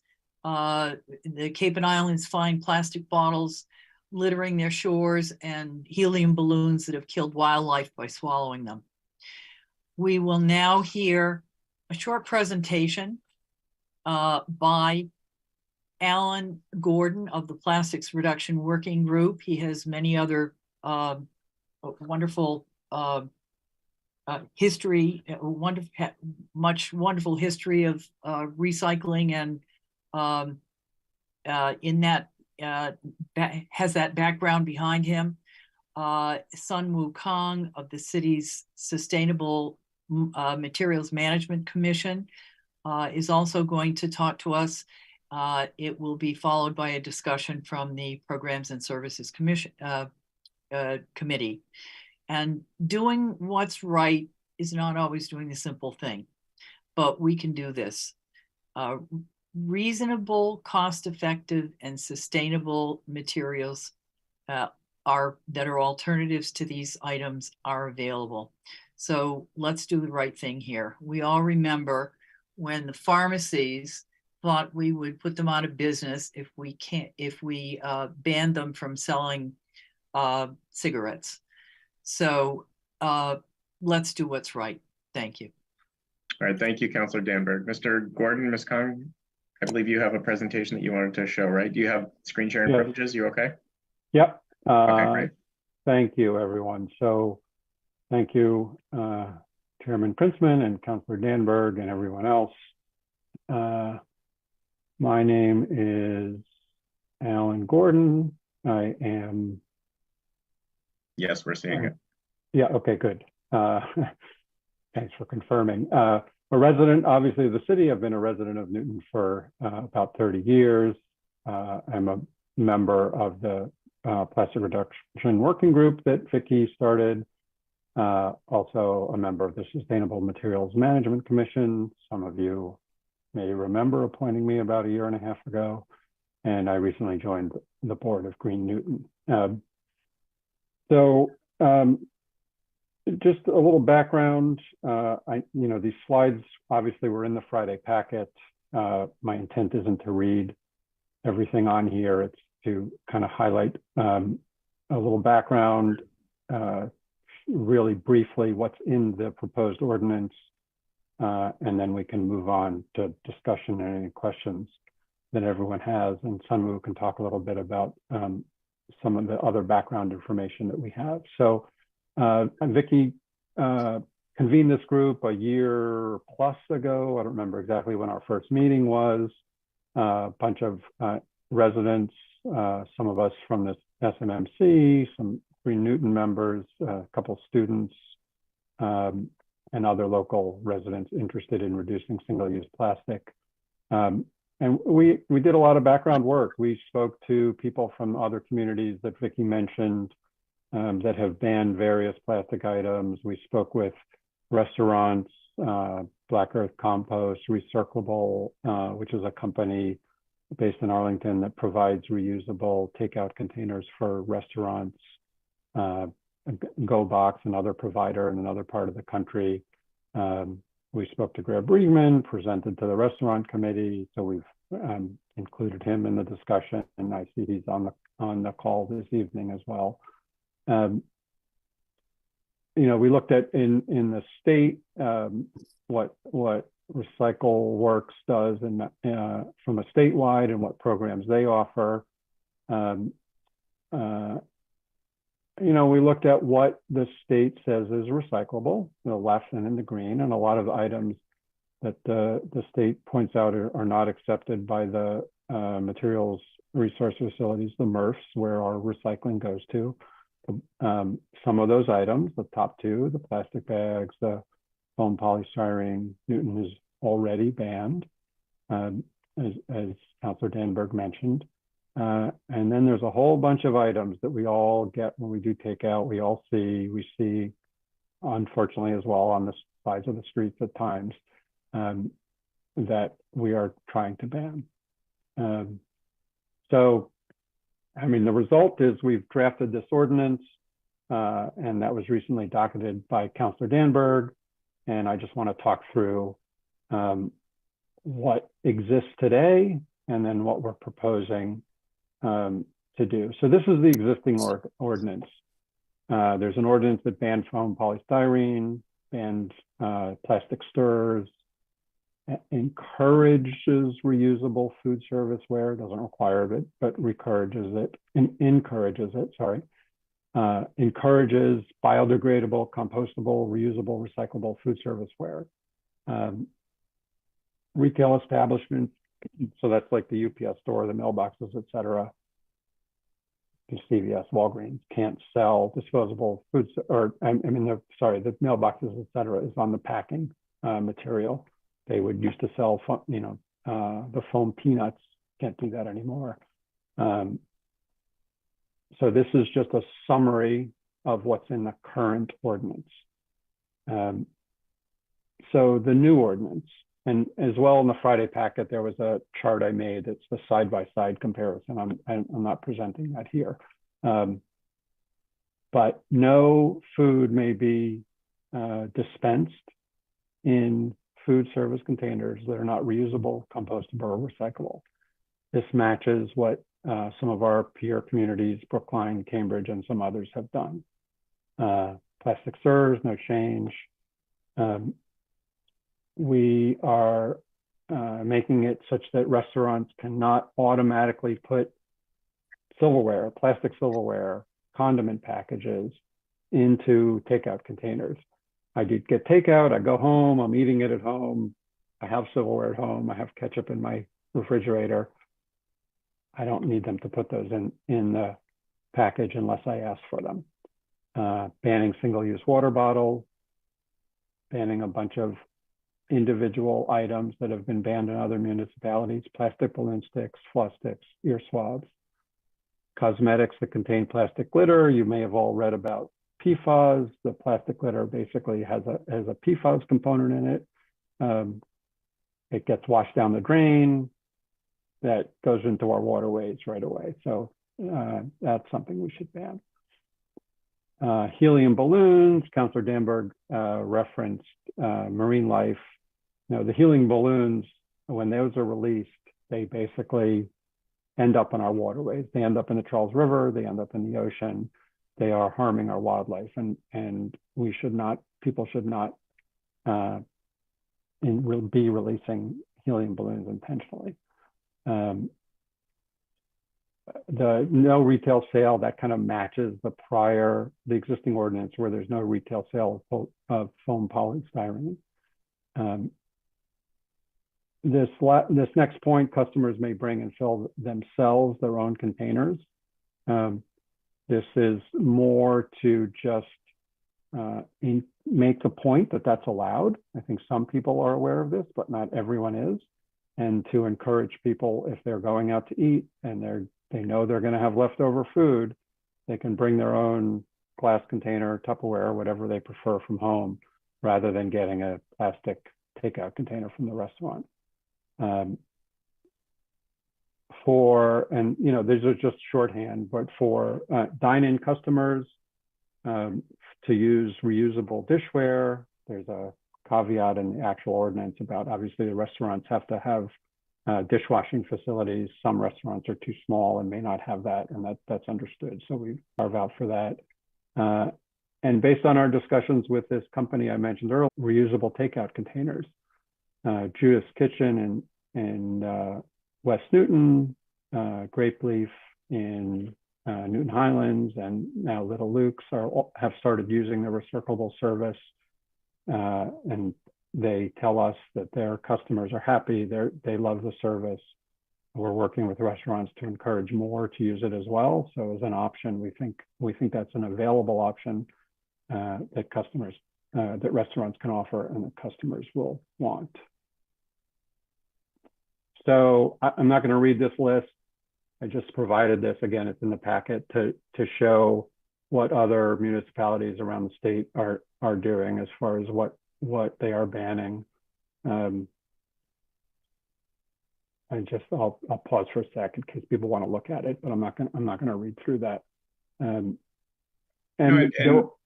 just interrupt Mr. Gordon to say that I appreciate the fact that you were able to get all this into our packet, so everyone had this material, at least a few days ago. So I think you can go through it relatively quickly. Hopefully, I just have read the material. One or two more slides. I think this is the last slide. In fact, and part of the point is there are a lot of services available. There's this kind of one I'll just point out on here called Plastic-Free Restaurants. They actually provide money for restaurants that want to replace their use of disposables with reusable dishware. So they support restaurants that want to do that. It's just one example I'll point at. There are myself, Sun Woo, who are on this call, other members of the Plastic Reduction Working Group. We're certainly willing to, be available to help restaurants. We are interested in being part of the solution and not just kind of throwing this over the fence and saying, here you go, but we want to help restaurants that want to figure out how to solve this. As Vicky said, I'm sorry, Councilor Danberg, as Councilor Danberg mentioned, I mean, I purposely didn't put a slide in here about all the statistics because I assume we all read this. People are fairly knowledgeable about the plastic waste problem. Councilor Danberg mentioned a few items, but I have a lot of links to articles, as do my other members of the Plastic Reduction Working Group. I could toss tons of statistics at you. That wasn't my intent for this meeting. I didn't want to bore you with that, but we have those. They're available if people are interested, and I'll stop there. And one thing I didn't mention, and Sun Woo, I don't know if you were going to talk about it. I kind of skipped over this in one of the early slides. We did, as part of the work we did, survey and talk to, I think, about 100 restaurants, Sun Woo, to get some feedback. Well, we emailed probably about 300 food establishments of all shapes and sizes. And then we ended up canvassing on foot. A high school student, Evan McKelly, and I walked on foot to several villages. So in total, we had about 89 responses. And we got feedback from what the businesses thought about plastics use and recycling. So I don't know. Alan, did you want to continue on with that? No, I think I was done. I mean, my point was that we about 89 out of 300 food establishments in the city were willing to respond to a survey that we put out. Sun Woo and Evan did kind of some door to door. My point is we are willing to do that. Sit down with restaurants that are interested in trying to figure out how to move this forward and get plastic out of their restaurants where possible. And so I'll stop there. I mean, I don't have any more to add right now. Okay, thank you, Mr. Gordon. Ms. Khan, was there anything that you wanted to add? I know the two of you had in the presentation. So yeah, I don't have very much to add, and it's very late, so I'll keep it brief. But in the survey, it became very clear that the business owners are aware of the plastics problem. They know that it's a concern. They know customers are worried about it. Greg Riebman, in his op-ed in the Fig City News this morning, very clearly stated that he hates plastics. But they are also worried about the possibility of the cost that they may have to incur, I guess, pushback from customers if they're dissatisfied with the quality of the takeout being affected by new containers. Loss of revenue possibly from single-use water bottles. And all of these issues, I feel like we can help to address. We would like to work together with the businesses to, solve these issues and concerns that they have. We're not just trying to push, a new law on them and let them figure it out alone. So that's all I want to say. Fair enough. Thank you. Having provided the opportunity for Mr. Gordon and Ms. Kong to speak to the merits of this, I did promise Mr. Reedman that I would let him take a few minutes to give us sort of the business case on this ordinance, and then we'll bring it before the council. So Mr. Reedman, I think I see you here. Thank you, yours, Mr. Chairman. Good evening, everybody. Really appreciate the opportunity. And let me first say that we've really enjoyed and appreciated the opportunity to collaborate with the working group on these things. We've had some really good discussions, and I think there's really everything on this list of items falls into really kind of three categories. One, things that we like a lot and wish you could pass and approve tomorrow. Things that we understand but are not necessarily possible at this moment. And then thirdly, things that have some unintended consequences that I think you all need to be thinking about as you go forward. And everyone knows it.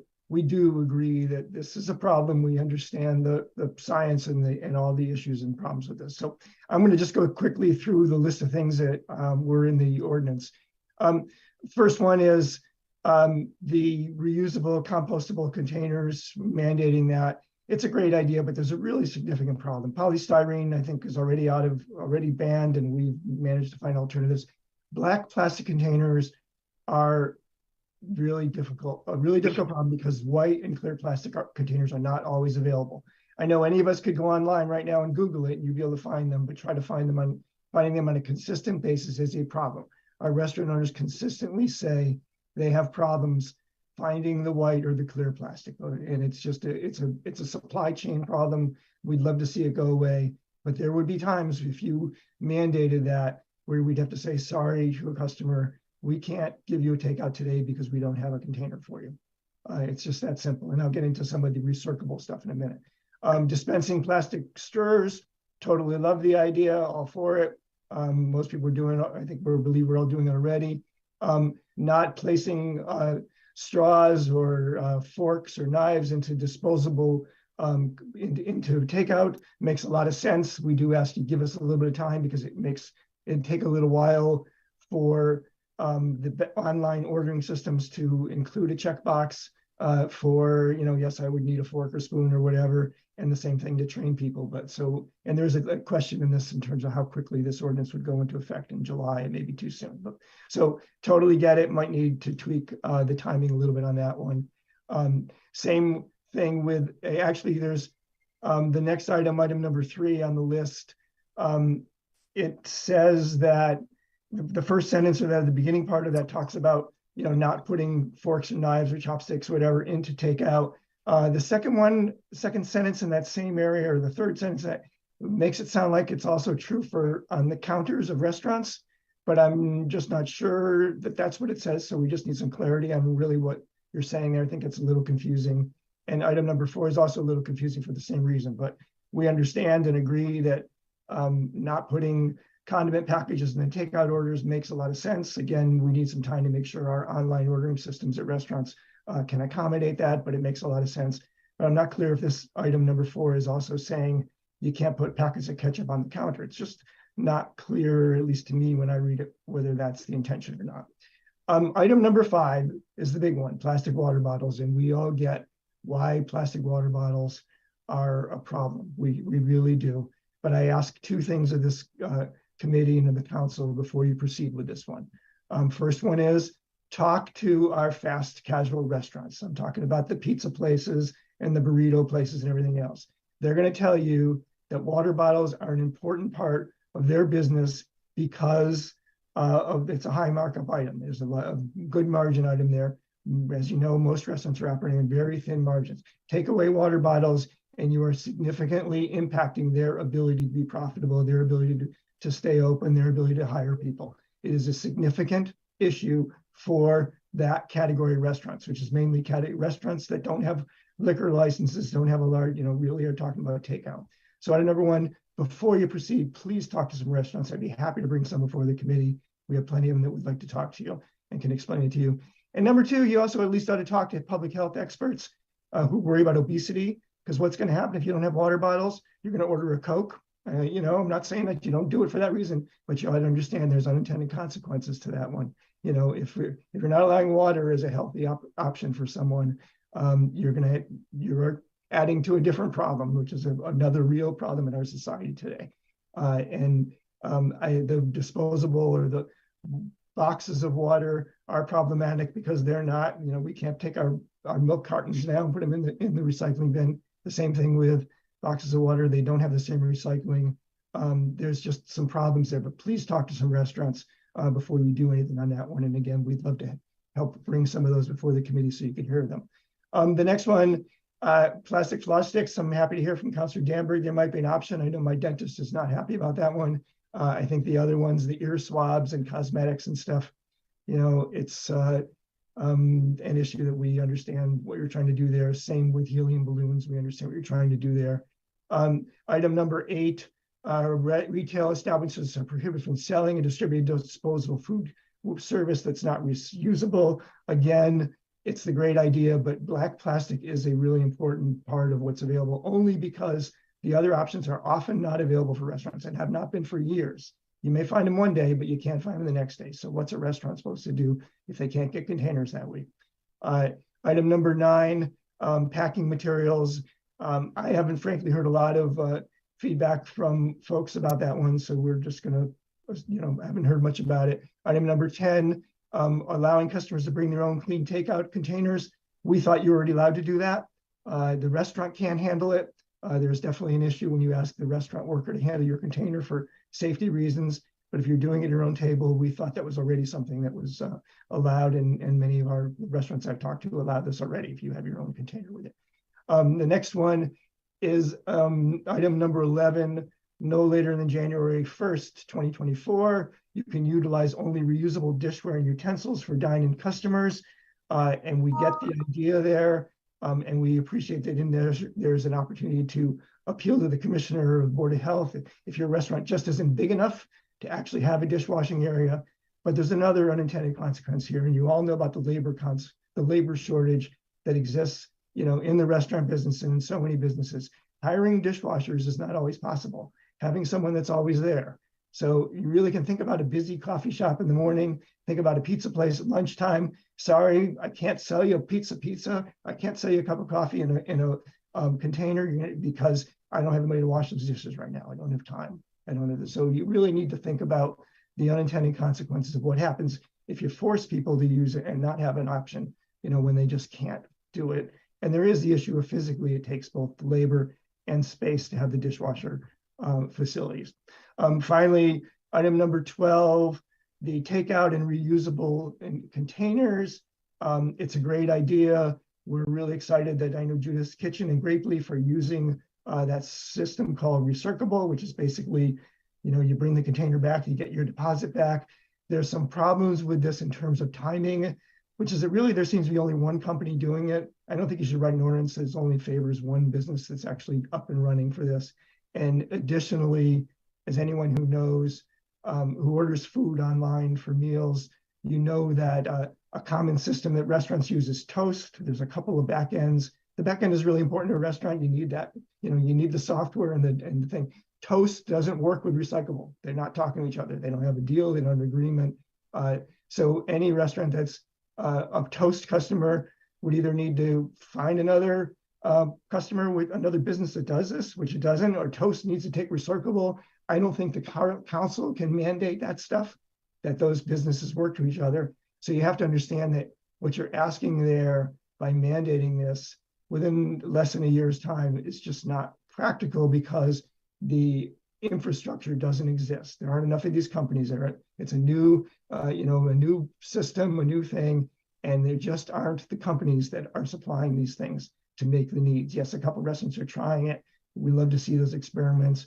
Other restaurants of ours would love to try it, but it's not there yet. The industry is not there to support it.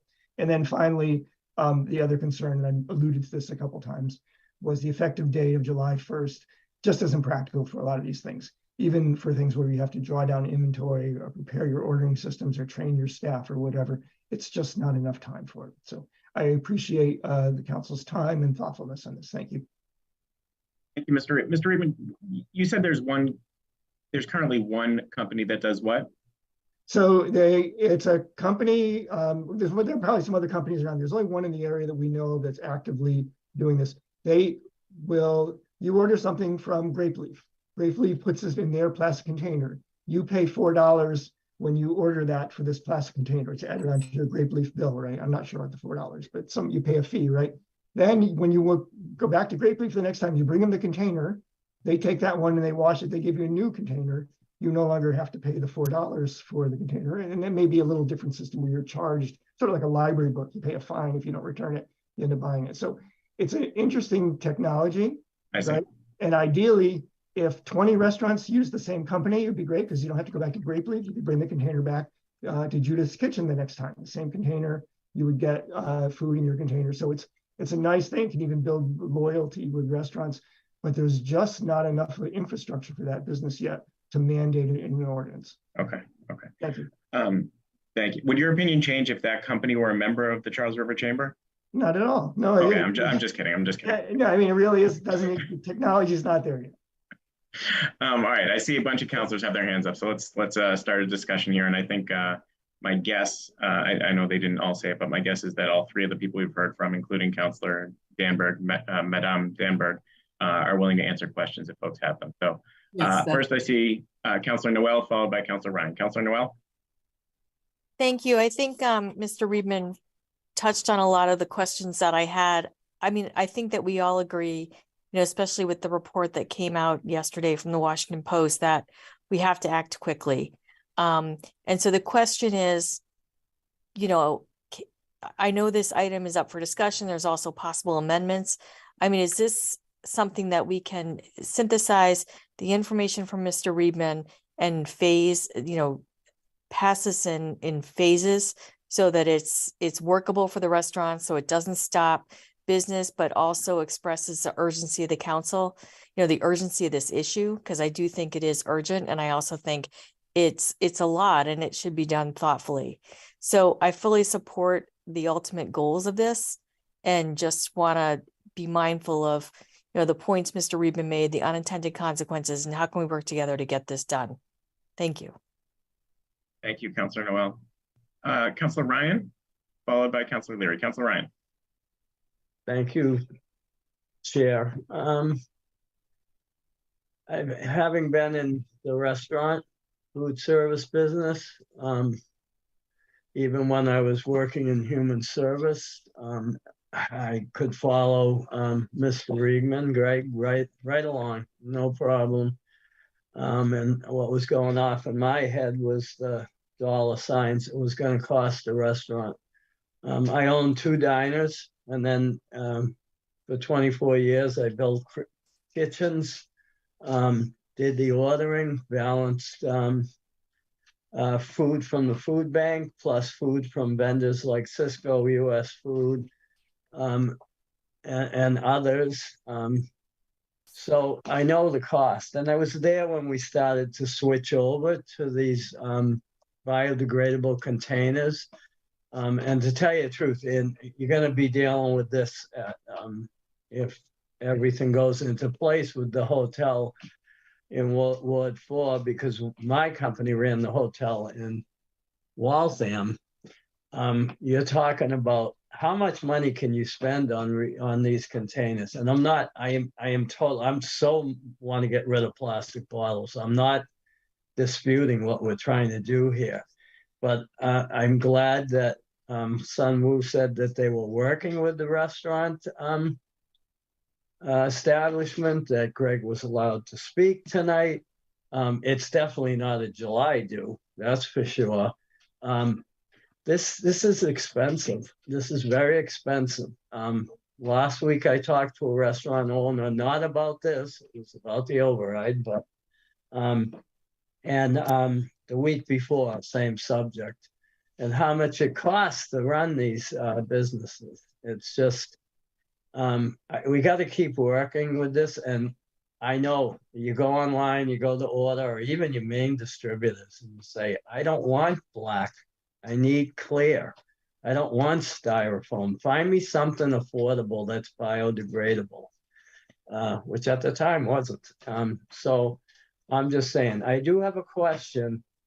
So it's got to be, we have to work with everybody. We can't just throw the restaurants out the door again without hearing specifically from them all the time. So when Councilor Danberg asked me to sign on to this, I was all for it. I signed on right away, but I did ask her, and I'm going to ask this again, and I didn't see it in Mr. Gordon's presentation on what you can't recycle. And I've been in towns that have the ban on plastic, and they use these little milk carton type things for the water. Now, I was told and saw on literature on recycling that we can't recycle the wax and corrugated containers. And I watched the mayor on a PSA saying, we don't do this anymore. So is this changed back, or, who can answer that question? Councilor Ryan, if I may, I think what Ms. Traber is here, and she might be the best person to answer your specific questions about what is recyclable. I know some plastics are much more recyclable than others. So I believe Juanita's here. Yeah, we've had this conversation too. So yeah, Mr. Traber, I know you're here in part, at least for this item. Is there something you wanted to say? In regards to Councilor Ryan's question about cartons. Yeah. As of right now, recyclers in the state still do not want cartons. There's not an economy of scale, just to be short about it. Okay, so what are we suggesting to use instead of plastic? I'd like to just say one additional thing about that, and that is that sometimes if we can't get the best, we go for the better. And while cartons may not be recyclable, at least they don't break up into microplastics and wind up in our water supply in the same way that plastics do. Companies are talking about, increasingly talking about moving to containers like aluminum. And in answer to one of the items that that Mr. Reben brought up, which is a very important one on lost revenue, we talked about also, and I would like to ban all flavored drinks in plastic, but because of this, we decided to leave flavored waters in. Just plain water is the only thing that we would ban in plastic containers. You can still sell Hint, and there are many products that you could buy in a plastic bottle that are not just regular water, the cost of which is comparable to what a water bottle would be. Also, one other thing that I found interesting, I looked back into some of my literature that Alan was talking about having so much of, and there is. Concord did their ban 10 years ago now. They did it in 2012.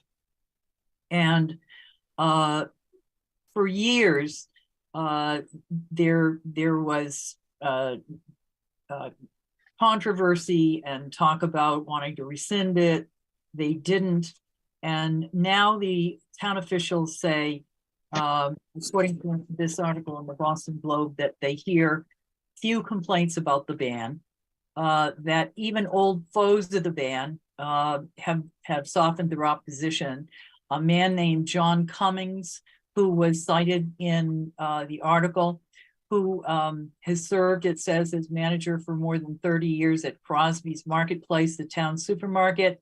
He opposed the ban as arguing that it was unfair and bad for business, and it would cause everyone to lose revenue. Said, Councilor Denberg, let me just, can I get through some of these other questions? Sure, but okay. Let me finish. One more sentence. He said that it's a dead issue now, that there are very few, if any, complaints. Councilor Ryan. Yeah, I just sticking with the water. I don't buy plastic water bottles, so I'm one. But what are we going to put the water in? I mean, are we going to get rid of single use, 8-ounce water? Can we put it in aluminum cans? Does that recycle better? I know we can, fill up our own water jugs and do that. My son does it. We have a filter on the tap, and that's what he does. And I think he's great for doing that. What are we going to, put the water in if we can't recycle the cotton? Remember, it wasn't until the 1980s that the bottling industry was able to convince the public that they needed to carry water around with them all the time. So, if you need to carry water with you, then there are lots of ways to do it. You can do it in a reusable container, or you can buy one aluminum container and refill it. Okay. So Alan is showing an aluminum water bottle, one that can be purchased in stores. And we expect items like that to grow. Aquafina had introduced, water in cans, kind of like the ones you find with soda and beer.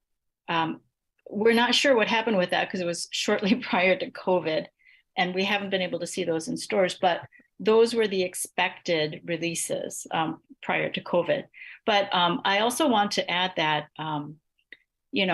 communities like Arlington and Sudbury, when they enacted their single-use water bottle bans, they also began an initiative to try to encourage the use and refilling of reusable water bottles. And so they made sure that they were installing outdoor water filling stations in public areas. They, got the cooperation of restaurants to allow customers to refill their bottles. And they label storefronts that allow customers to do that. So, I think it's important to kind of support the businesses as we enact laws like this and try to create something new, because ultimately what we want to do is to encourage reuse and to reduce rather than just to replace with another disposable bottle. So. Got it. Councilor Ryan, you all set? I'm good. Thank you. Councilor Leary, followed by Baker. Councilor Leary. Thank you very much, Mr. Chair. First of all, I want to be clear that this is really a process, and I certainly understand the concerns about the impact on restaurant owners and eateries. I expect that we will be working closely with them. Things won't happen overnight. With the plastic bags, there's still a few people that still use them in the city, but we've pretty much gotten rid of 90% of them. So it is a process. We don't want to be punitive, but we can't back down at this point. We wouldn't have to ban single-use water bottles if we had the expanded bottle bill that passed. But yet the retailers, the Stop and Shop, Coke, fought tooth and nail against an expanded bottle bill, which, aside from cardboard, those bottles are recycled at a much higher rate. And so having a deposit on water would have really been my preference, but that didn't happen. And now it will only get harder the longer we wait. We already have something like the World Economic Forum estimates that between 75 and 199 million tons of plastics are in our water currently. And the world produces about another 400 million tons every year. The plastic problem is a toxic problem. And it's just as dangerous as a warming planet, and we don't have much time to correct it. So I just want to give a sense of the urgency that we need to move forward as quickly as we can while working with our eateries and customer and restaurants and such. The other thing that I just want to reinforce, that reuse has to be an important part of this equation. Just as we've gotten much more used to bringing our own reusable bags to supermarkets and to CVS and to pharmacies, we will be carrying our own reusable containers and water. That will become second habit as well. That it's so critical that we work to reduce the amount of plastics. The UN is working on it too. They realize how critical this is. We're eating plastic, we're breathing plastic. It has significant economic and health problems that are in the billions of dollars that we need to address. So I just want to make sure we understand both sides of it. But I'm totally, I'm fully in favor of moving ahead as quickly as we can and working with Greg Reedman and as we go along. But at the same time, I want to be clear that this is really critical. And I'm deeply appreciative of the work that the Plastic Reduction Group has done and for Councillor Danberg's leadership on this. So thank you very much. Thank you. Councillor Baker, followed by Wright. Councillor Baker. I may be the only person on the committee that served in the armed forces, but we used to have things called canteens. And I found it very helpful, and I hope that hasn't faded away. I guess the points I would be curious about is the piece about balloons is really sort of an outlier in this, literally, and maybe it belongs in a different section of the ordinance, and we can think about that independently. I agree with the policy, but it's one of those things that's in the middle of this that doesn't need to be here. We have a miscellaneous ordinance where that might be picked up. So maybe the law department can help us with that. The second thing is that there are some things, as I heard Mr. Reedman, that were not objectionable in the ordinance. That was one of them, but there are others. And whether there's a possibility of dividing the ordinance into those things which seem to be feasible and available sooner rather than later. Maybe that's too small an inventory to make possible, but I would certainly think it might be worth the task force taking a look at that and then seeing if there's a secondary level of activity working with the restaurants and the retailers in the chamber. And then the third question is that if we're trying to get rid of the plastic water bottles, and I do think we have to think about independently what our alternative water supplies are. If you go to the airport, you can fill up your water bottle at water station. And last time I recall, some of our public water systems were not working as well as they could just in Park and Rec. So maybe that's a question that the committee or the task force can reflect on, because I do think it's important to provide people access to water so they don't have to carry it around. Certainly to bring it from home. Again, my canteen analogy is one. Could I just inject? Yeah. I'm sorry, Ms. Let me just let Councillor finish, and then we'll come to response. You all said, Councillor Baker? No. Okay, Ms. Khan. So I spoke with the wonderful Josh Morse about what the city is doing to provide public water filling stations, and he said everywhere that it's possible, they are going to put outdoor water filling stations. And so the Gath Pool has a plan to have a water filling station, as well as the senior center. And so, you know, he is a very forward-looking commissioner. And so in every public space where he can, he is planning to put a water filling station. And already in terms of indoors, they have installed all the water filling stations. The only issues with the outdoors is the freezing temperature. So they need to make sure they have an area where it will not cause issues. So, you know, if we were to couple that with a campaign where restaurant owners might be willing to help refill reusable water bottles, Newton has excellent water. You know, you can't deny that. Dasani has nothing over Newton water. And so if we can, you know, get the residents of the city to slowly adopt a culture of bringing reusable water bottles, I think this would be a no-brainer. This would be, you know, an easy problem solved. Councilor Wright. Thank you. I have a few questions. So what size is considered single use? How many ounces? So it's like, I think 1.5 liter or less, I think is what it is. It's defined in the full ordinance. Okay. I too think we should be working with our businesses and Mr. Reedman, and that this may need to be phased. The supply chain issues, I've read about it in other papers and that with the black plastic. I mean, that is a big concern. It's 1 liter or less, by the way. The definition. 1 liter. 1 liter or less. Okay. So you've had responses from 89 restaurants. What were their top 2 biggest concern, or what they couldn't do? Do you want to take that? Yes. So one of the issues was concern over black plastic, that customers found it very useful because it held in liquids very well. And so there were some concerns about finding equivalents. You know, I do a periodic search, and I don't have access to some of the vendors that the restaurants use because they require, you know, registration. And I didn't want to go that far.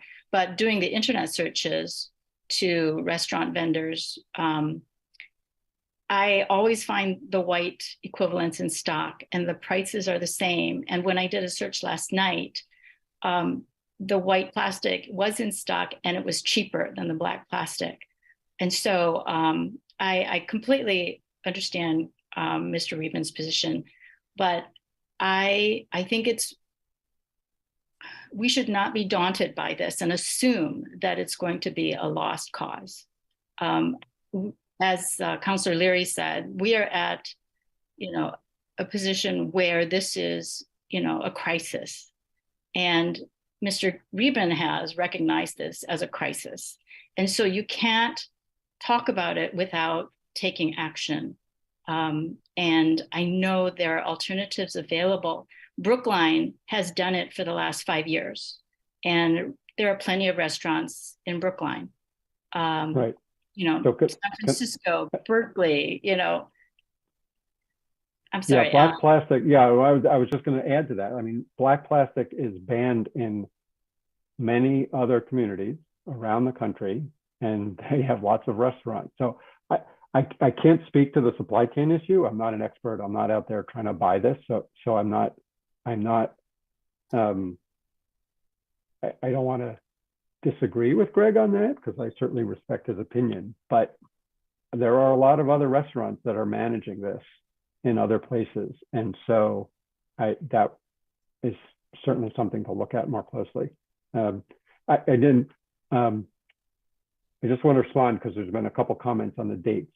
I mean, so I wrote this ordinance, and those dates were dates we put in there when I first wrote it, the first draft many months ago. So the dates, I think, are something that the city council could decide to change. Those are just the dates we put in when we first wrote this. COVID. Understood. Thank you. Okay. Go ahead, Councilor Wright. COVID has caused a lot of supply chain issues. So maybe, you know, a few years ago it wasn't as big of a deal, but a lot of different companies have supply issues. And so what was their second biggest concern? I think it would, you know, cost, to be fair, right? You know, if we required compostable containers, and admittedly, compostable containers are more expensive today. That is true. So they didn't want a requirement that would have a significant change on cost. So okay, thank you. I'm sorry, Councilor Wright, let me just ask, Mr. Reedman, from your perspective in the conversations you had, would you agree that those were sort of the top 2 concerns of businesses and restaurants? Certainly. I mean, the question about the white plastic is maybe any of us could probably go on and order a white plastic container today. Can you order 1,000 of them each week from that same vendor? Or are you going to be looking for a different vendor each week to do that? You know, it's a lot different in terms of consistency and knowing that you're going to be able to have them when you need them over and over again. In terms of, you know, the water bottles, again, I'd say it's a problem because of the financial loss that these restaurants can handle. And some of the alternatives that we talked about, you know, asking restaurants to refill it. I don't think a restaurant can handle your water bottle, take it back to the sink and fill it for you. I don't think that's allowed under any health code, nor should it be. Shouldn't have restaurant workers handling it. So, and if you don't allow water in a bottle, then you're going to ask the restaurant, can I have a cup of water? Suddenly, it's not only is the restaurant losing a sale on a bottle of water, they're now paying for a cup. So they're actually losing money on that request for water. I have a question on the go ahead, Councilor Wright. Compostable containers. So I expect that doesn't go into our recycles, and instead that would go into our trash, which we burn as a city. So how is that any better than something else? This is where we are a little bit forward looking, I will admit. But currently we do have Black Earth composting service that is available to residents curbside. And we also have free drop off at the Rumford Recycling Center.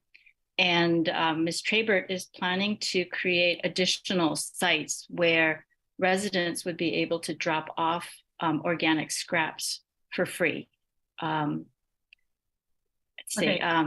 Black Earth has confirmed that they would take, or they do take, BPI certified compostable materials. I do home composting for probably the past 10-15 years, and I know those kind of containers and paper and things like that, my home compost does not work, so I keep that out of it. My next question, and there was talking about the nonprofit plastic-free restaurants and that they'll provide funding to restaurants for the purchase of reusable dishware. So what are you looking at per restaurant? What are they, how much are they providing? And then the next thing is requiring this, and I think we need to think through this a little bit more and how to go about it, you know, and I think it was mentioned, you know, restaurants will have to put in dishwashers or some restaurants, and, you know, the people to run them and things like that. It does make it a little bit of an issue, and some kitchens are extremely small. So how much money is provided?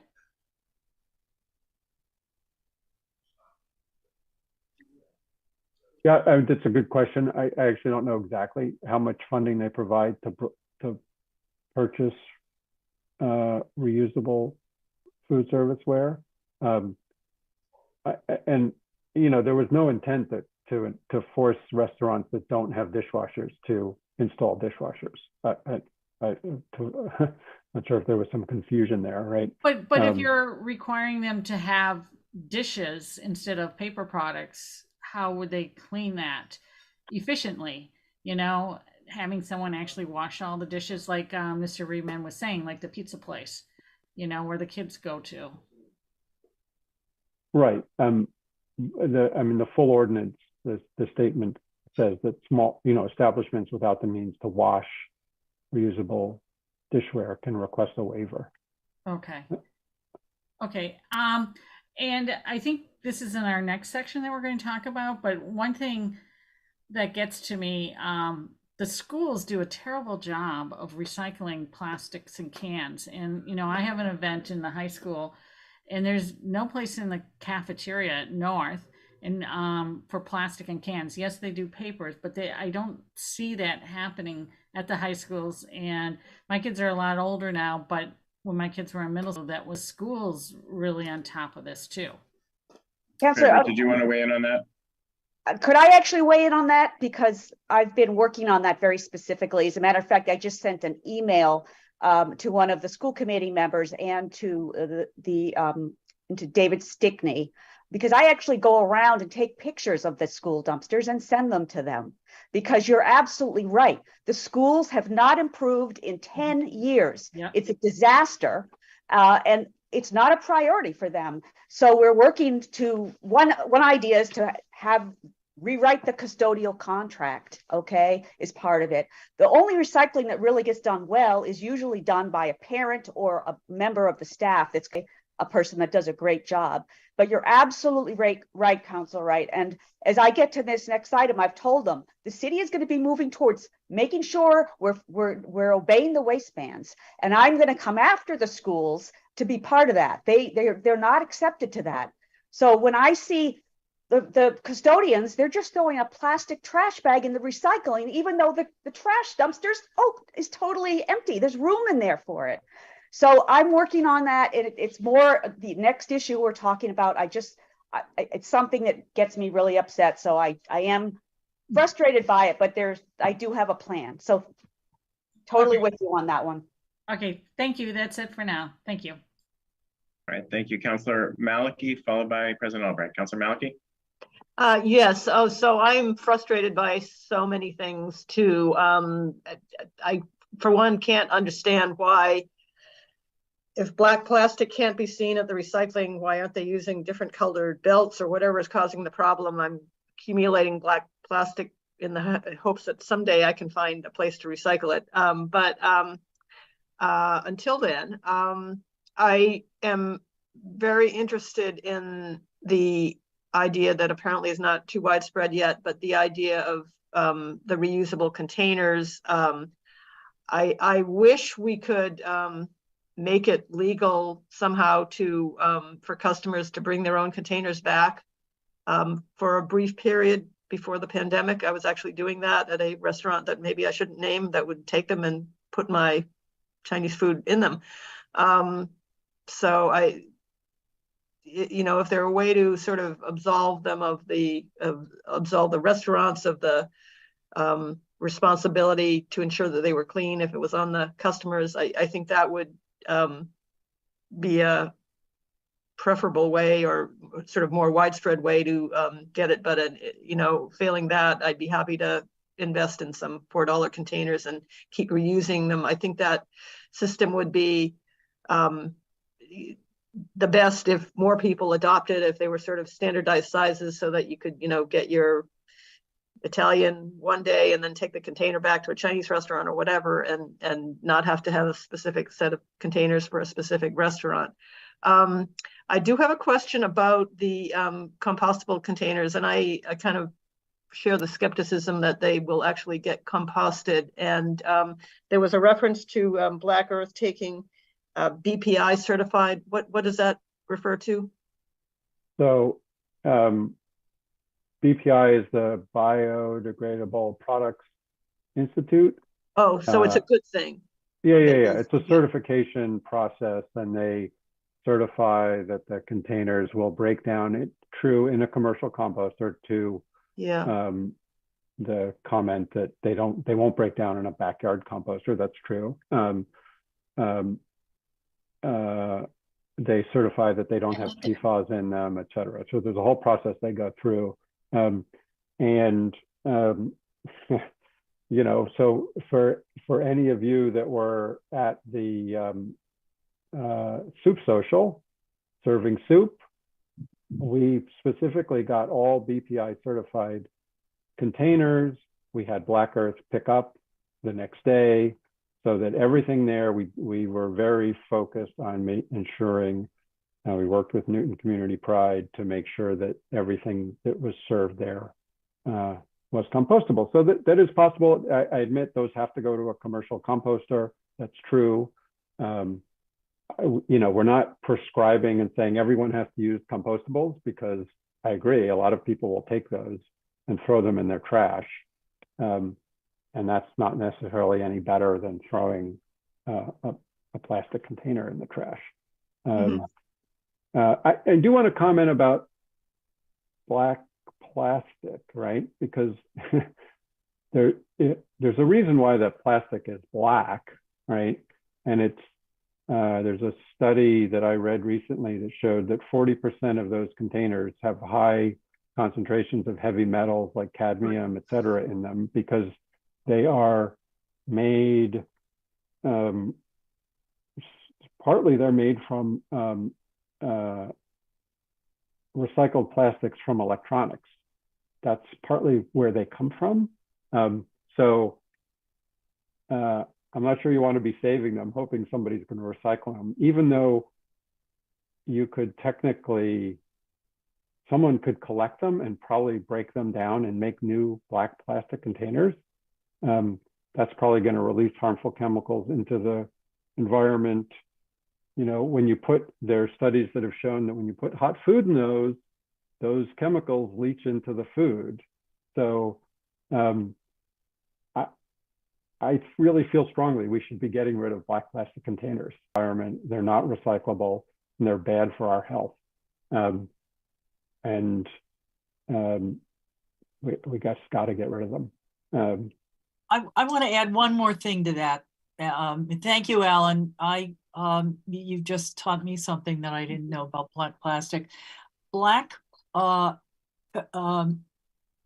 Plastics are sorted by optical readers that I think most of you knew already. If you remember back from your art days, white is a combination of all colors, and black is the absence of color. So in answer to Councilor Maliki's question about, isn't there some way you can make them able to be read? I'm saving everything to there isn't any way that black plastic can be read, and black can't be read by any optical reader. And so far, even if we had robots that could read colors, which I think we do, a robot has an optical reader, so they're not going to be able to read the plastic. In my husband's office, we've always used white and pink and lavender gloves.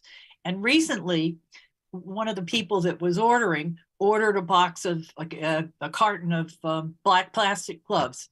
And you turn the lights on above the patient by putting your glove up and your gloved hand so that you can turn the light on without having to touch the light switch or the light and contaminating your glove.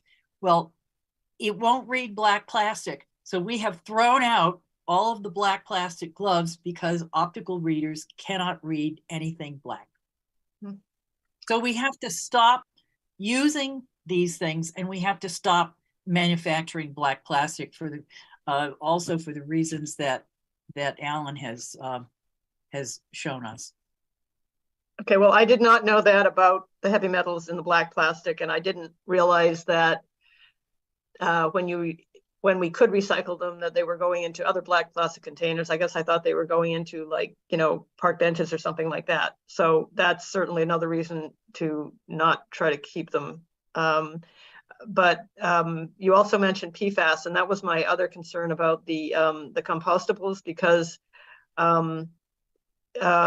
do we know what they're made of? Because my understanding is that a lot of these food containers, and I'm even wondering about, you know, deli paper now, sort of paper that's been waterproofed could very well have PFAS as a component. How widespread is that? And do we have to worry about, like, if people, I don't know if they can tell if their compostable container is BPI certified, they might put a non-certified one into the Black Earth container, and is Black Earth actually going through and saying, yeah, this one's okay, we can send that along to be composted, or picking out the bad ones?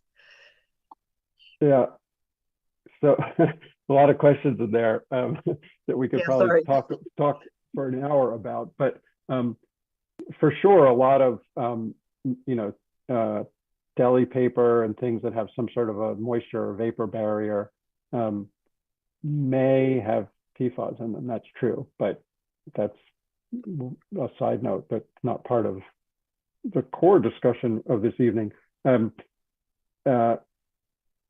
Certainly, you know, because I've done this, right, and I did this for the Soup Social, is, you know, you can, when we ordered the containers, I mean, I went through this process. I'm not necessarily expecting that everyone would do this, but there is a way to determine if they're BPI certified, and you can put in the product SKU number and go to BPI site and enter it. And I did that to be sure we ordered 100% things that were BPI certified, because we were going to give Black Earth you know, a 64 gallon trash bag, you know, full of them. But there was a period of time when a lot of the compostable containers, I mean, this came out about Sweetgreens like 4 or 5 years ago.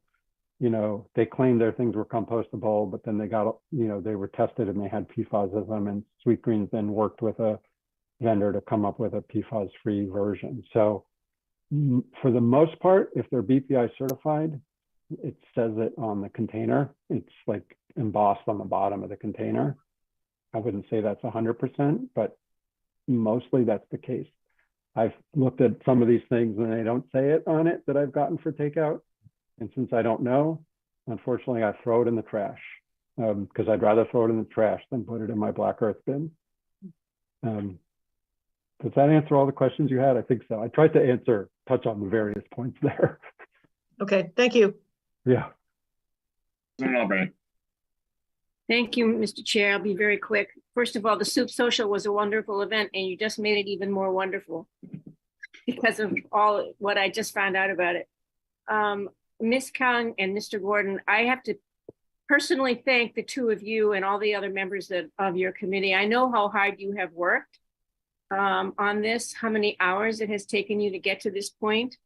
Somehow or other, my email got scooped up on your committee, so I get announcements of the meeting and when it is and when it isn't. And so I know how hard you guys have been working with Councilor Danberg and Mr. Reedman, you as well. So thank you for all of that. I'm hoping that you can help us figure out all of the whole group of you, you know, what are the things that we could do quickly and what are the things that we should put off, you know, have a longer runway for when they can go into effect. And I think that would help this committee a whole lot if you could make some suggestions to us, Mr. Reedman and you along with the rest of the committee.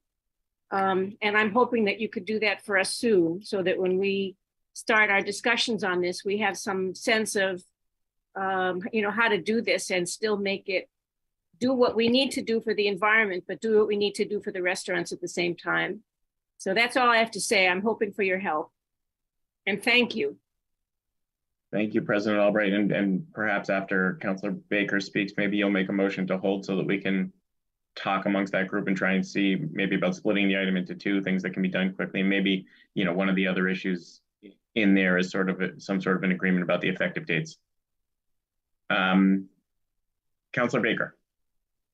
So just the one other thing is that I found this an educational conversation as well as discussion and policy. And I guess the question I would have is whether the group can work with the mayor on part of the newsletter, especially if there's a policy that we can modify or do something in ordinance so that if a restaurant puts your food in a container you bring, they're not subject to liability. You know, it seems kind of odd that if you say, I'll take it home in my own container, I'm somehow putting them at risk.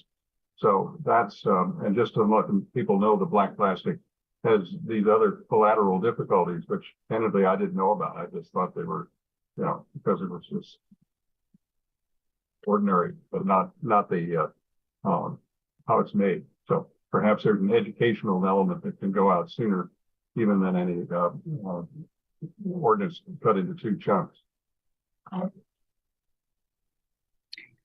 So previously under Debbie Youngblood, the Health and Human Services Department said it was allowable for residents to bring in their own containers to be filled with restaurant food. We tried to clarify that once Linda Walsh came into the office, and she determined in a letter that it was not permissible. I feel like the EPA has not come out very clearly one way or the other. And so it leaves it up to interpretation by localities. And so I think the EPA does not forbid it. There's nothing in the EPA that says you can't do that, but nor do they try to advocate for it. And so I think it's going to have to be working with Commissioner Walsh to see if she might change her position on this. She has said it is permissible. This is state sanitary code issues, but we could get clarification. Greg's shaking his head. It's nothing to do with the federal government or the EPA. I think it's a state sanitary code issue and interpretation. Maybe that could change, but we can get clarification on that for the council. I just think that would be helpful, and to the extent, you know, if you could say, don't take a plastic container, if you don't have to, bring your own container, just something like that, if it were permissible. Yeah, I wish I could bring one, and I've been hesitant to do it because of this reason myself, but it would be good to get to the bottom of it, and maybe a change at the state level is possible. Thank you. It is permissible already, she clarified, to bring your own container to take leftovers, partially eaten food home, a doggy bag. Yes. Yep. So, right, that you're filling yourself. You're not handing to a restaurant worker, right, asking them to fill for you. That's the difference. That's the dine-in leftovers with your own container component of this. I think everyone agrees that's already okay. I think you need to consider that, you know, Councilor Baker, you may feel comfortable if you hand the restaurateur a container and they fill it up and bring it back. But what if just before you, I had handed one to them and that restaurateur touched my dirty container, and now they're touching your container or your meal? It's really about the person before you that the restaurant touched. And our restaurants work really hard to abide by the laws and make sure no one gets sick when they eat in a restaurant. That I understand. I think that what I'm thinking about is if you go and you want to take it home, and you just encourage plastic container, but bring your own. Oh, you could do that now. Permissible, right? You can do that now.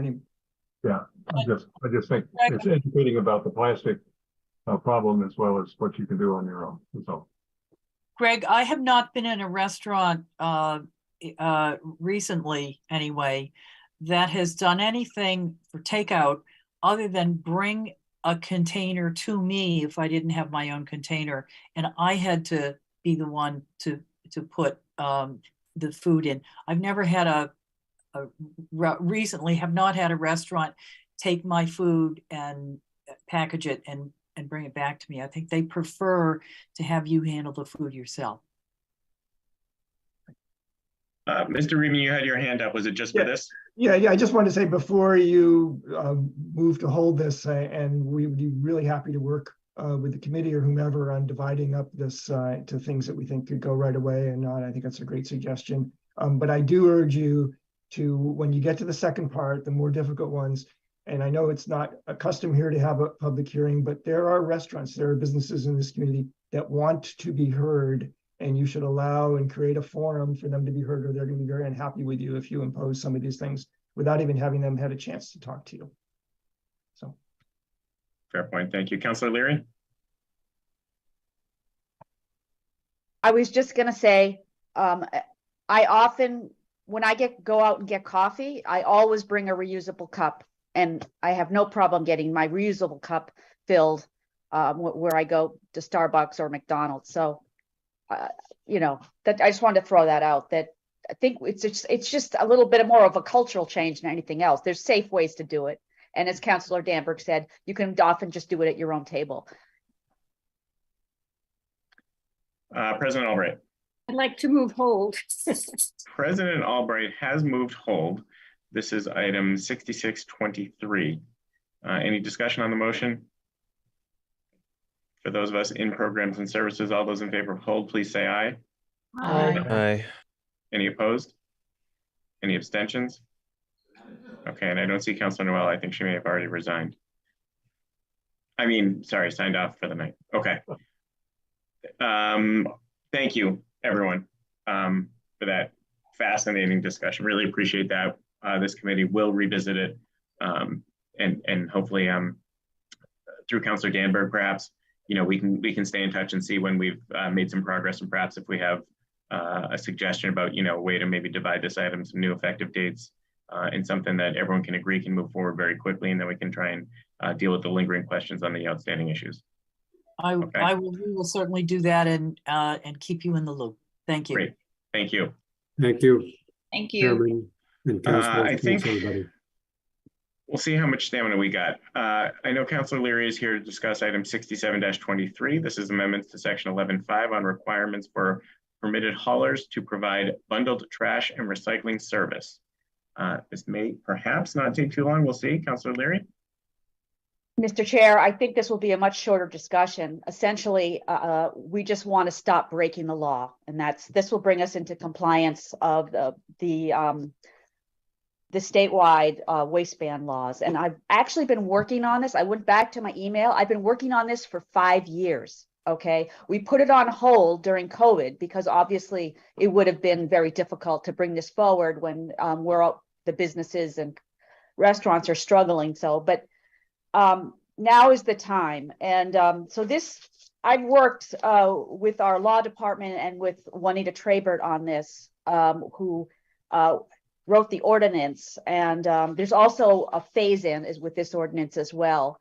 You might have noticed that we require them to recycle cardboard more quickly. And as Councilor Danberg just mentioned, cardboard is a valuable commodity, recycling commodity, and gets recycled at a very high rate. And then by July 1st, 2024, they're going to be incorporating all recyclables into recycling if they're not doing it all already. So we're just trying to make it a little easier for businesses. It would be great if they just do all the recycling from the get-go. But we find that many businesses actually have a preponderance of cardboard anyway. If you look at things like CVS and supermarkets, they have a lot of cardboard that they already recycle at a very, very high rate. But essentially, this is a local mandatory recycling ordinance that we should have had years ago. It's based on Mass DEP best practices. It does a few things. It actually limits and reduces our trash because stuff that would be going in the trash is now going into the recycling. So it also maximizes the benefits of recycling as well. And there's also a bit of a learning curve. People have to learn not to throw trash or ice cream cones and coffee cups into their recycling. But importantly, it levels the playing field. So it makes clear, equitable rules for all our private haulers who do business in the city. It supports the goals of the Solid Waste Master Plan and also the Global Warming Solutions Act. And it brings us into compliance with the waste bans. And that includes glass and metal, cardboard and paper, textiles and metals are prohibited from going into the waste stream. And it's pretty straightforward. And really the beauty of this is that the private haulers really have the responsibility for this. It's haulers to provide the recycling as they do now with the trash. And also there's many businesses that already do comply. Okay, there are a significant number, we estimate around 40% that do not recycle. And the reasons for that are usually around space issues. So often some of our businesses are in tight areas, but again, that can be managed because they may not need as big of a trash container if they're also doing recycling. And we also, for both these ordinances, we gave the committee a lot of data. You can see the amount of work that's gone into this, the surveys, the questions I spent time on the phone with 6 different haulers to get data for costs. So I just wanted to introduce it that way, and I'm happy to take questions. And also, Juanita here is also here tonight if there's any questions that I can't answer or need clarification. Councilor, is there any opposition to this? Well, great. Mr. Riebman had some concerns about the cost and it's an additional responsibility on businesses and restaurants to actually separate the recyclables from the trash. So it's it's a little bit more work, but I don't think it's a reason not to do it. Seems like a reasonable request. I hear you. And if people manage their waste streams well, as I said, they will have less trash to deal with. And the other thing I want to push is that costs are only going to go up. As we have most of our landfills are closing or will be closed within the next 10 years. We have limited number of waste to energy incinerators, and nobody is building new ones. We're already exporting most of our trash to other states, including New Hampshire, Ohio, and New York. And at any time, those states could say, we're not taking out of state trash anymore, just like what happened with China refusing to take our crappy recycling. So we really need to clean our own house, be more self-sufficient. And also it will save money in the long run because we're running out of places to put our trash. And even though we've had some problems with recycling, it is coming back up. And there are many specific items that are valuable recyclable materials, including metals, cardboard, returnable bottles, and certain plastics also, especially 1 and 2, are very recyclable and are made into new items. Members of the committee. Mr. Reedman, did you want to weigh in on this? If I could just answer your question. So I think the main concern that a segment of our businesses have is they may not have room for a second dumpster behind their building to accommodate this, or they have to go for parking space to do that. And we all know how much parking is a premium. So it's really about whether or not they can accommodate the extra facility for an extra dumpster and for this. Right. But Mr. Reedman, they won't. They may need just a smaller dumpster, and many of the businesses some of them may only need carts. And we also talk to small businesses that actually do their recycling and take it home themselves. These are not the restaurants and eateries, but smaller shops. So there's lots of ways to do it, and I've seen the dumpsters I've looked at all the dumpsters behind Newtonville and other areas. I'm very familiar. I know how tight it is. They're not going to need a 6-yarder. Okay. They're going to need maybe 2 2-yarders for their trash and recycling, or even a cart. So where there's a way, there's a will. I'm not going to take that as a reason to not do it. Members of the committee, any questions, motions, discussion? Councilor Ryan. Yeah, I don't want to seem like I'm against all this, but I'm for it. And I actually tried, I did it at 2 of my large commissary kitchen locations in my previous employment. So I had 2 dumpsters and they wouldn't give me a third for the cans. So I had to use wheelie carts. But when you're talking about commissary kitchens cooking for 400 to 500 people a day and using X amount of number 10 cans, if everyone knows what they are, they're the big round wide ones. Those 20 of them, and that wheelie was full.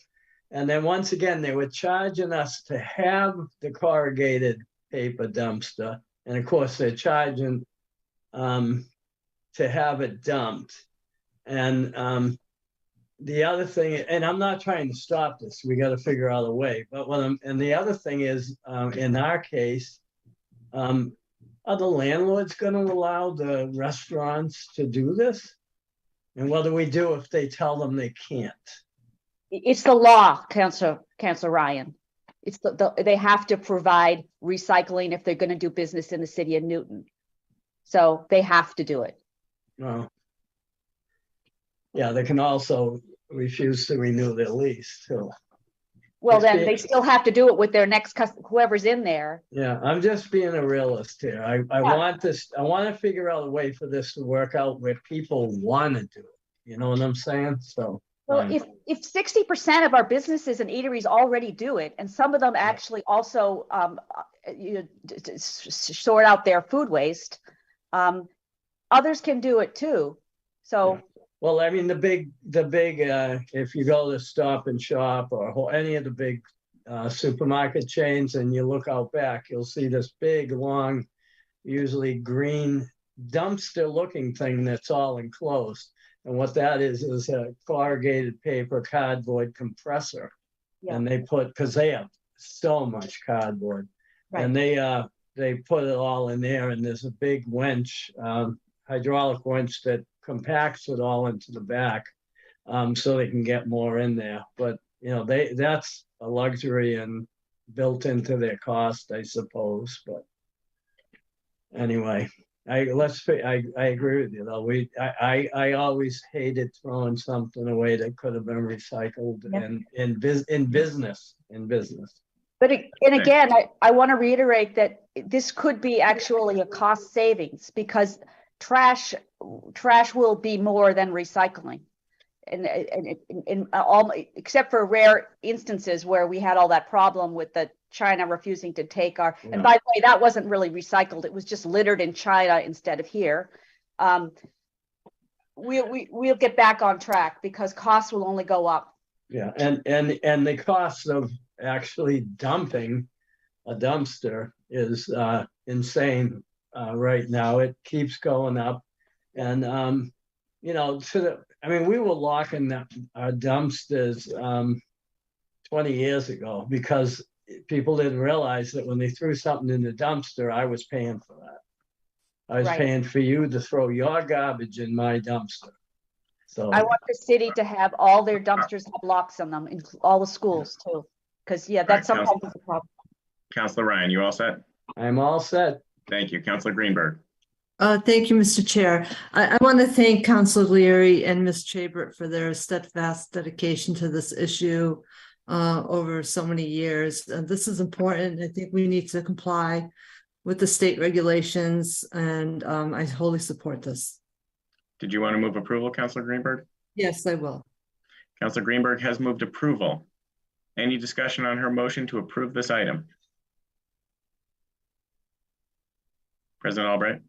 I just asked a question. So Councilor Leary, I looked through the material and I may have missed it, but how do we compare with other cities and towns that don't, if this is a regulation that everyone should be complying with, do other cities and towns comply?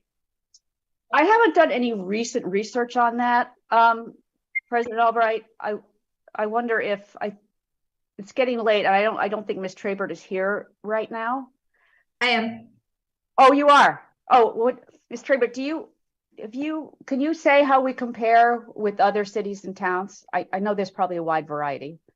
So the state does post data on municipalities that have a recycling mandate, which is part of this proposed ordinance, and municipalities that actively enforce it. And I don't have an exact count. I can tell you it's easily over 50 for the active enforcement. And what's a little tricky about the phrasing of Councilor Albright's question is right now, the way that the state waste bans, so at the state level, they're enforced at the waste disposal facilities. So at a waste to energy facility, if a truck comes and has in its load that it dumps, so it's a trash truck, and if it's dumping a load that has more than 10% cardboard, then the hauler is going to get a notice of non-compliance. And of course, if they have had other infractions, they could receive a fine. So it's enforced only at this kind of hauler level right now, but there is best practices guidance from Mass DEP for municipalities to enforce the state waste bans at this more local level to encourage and in a way incentivize participation of businesses. And this will also apply to large residential complexes that have dumpster service that is not serviced by the city. So I just wanted to also include that group. Okay, thank you. That was helpful.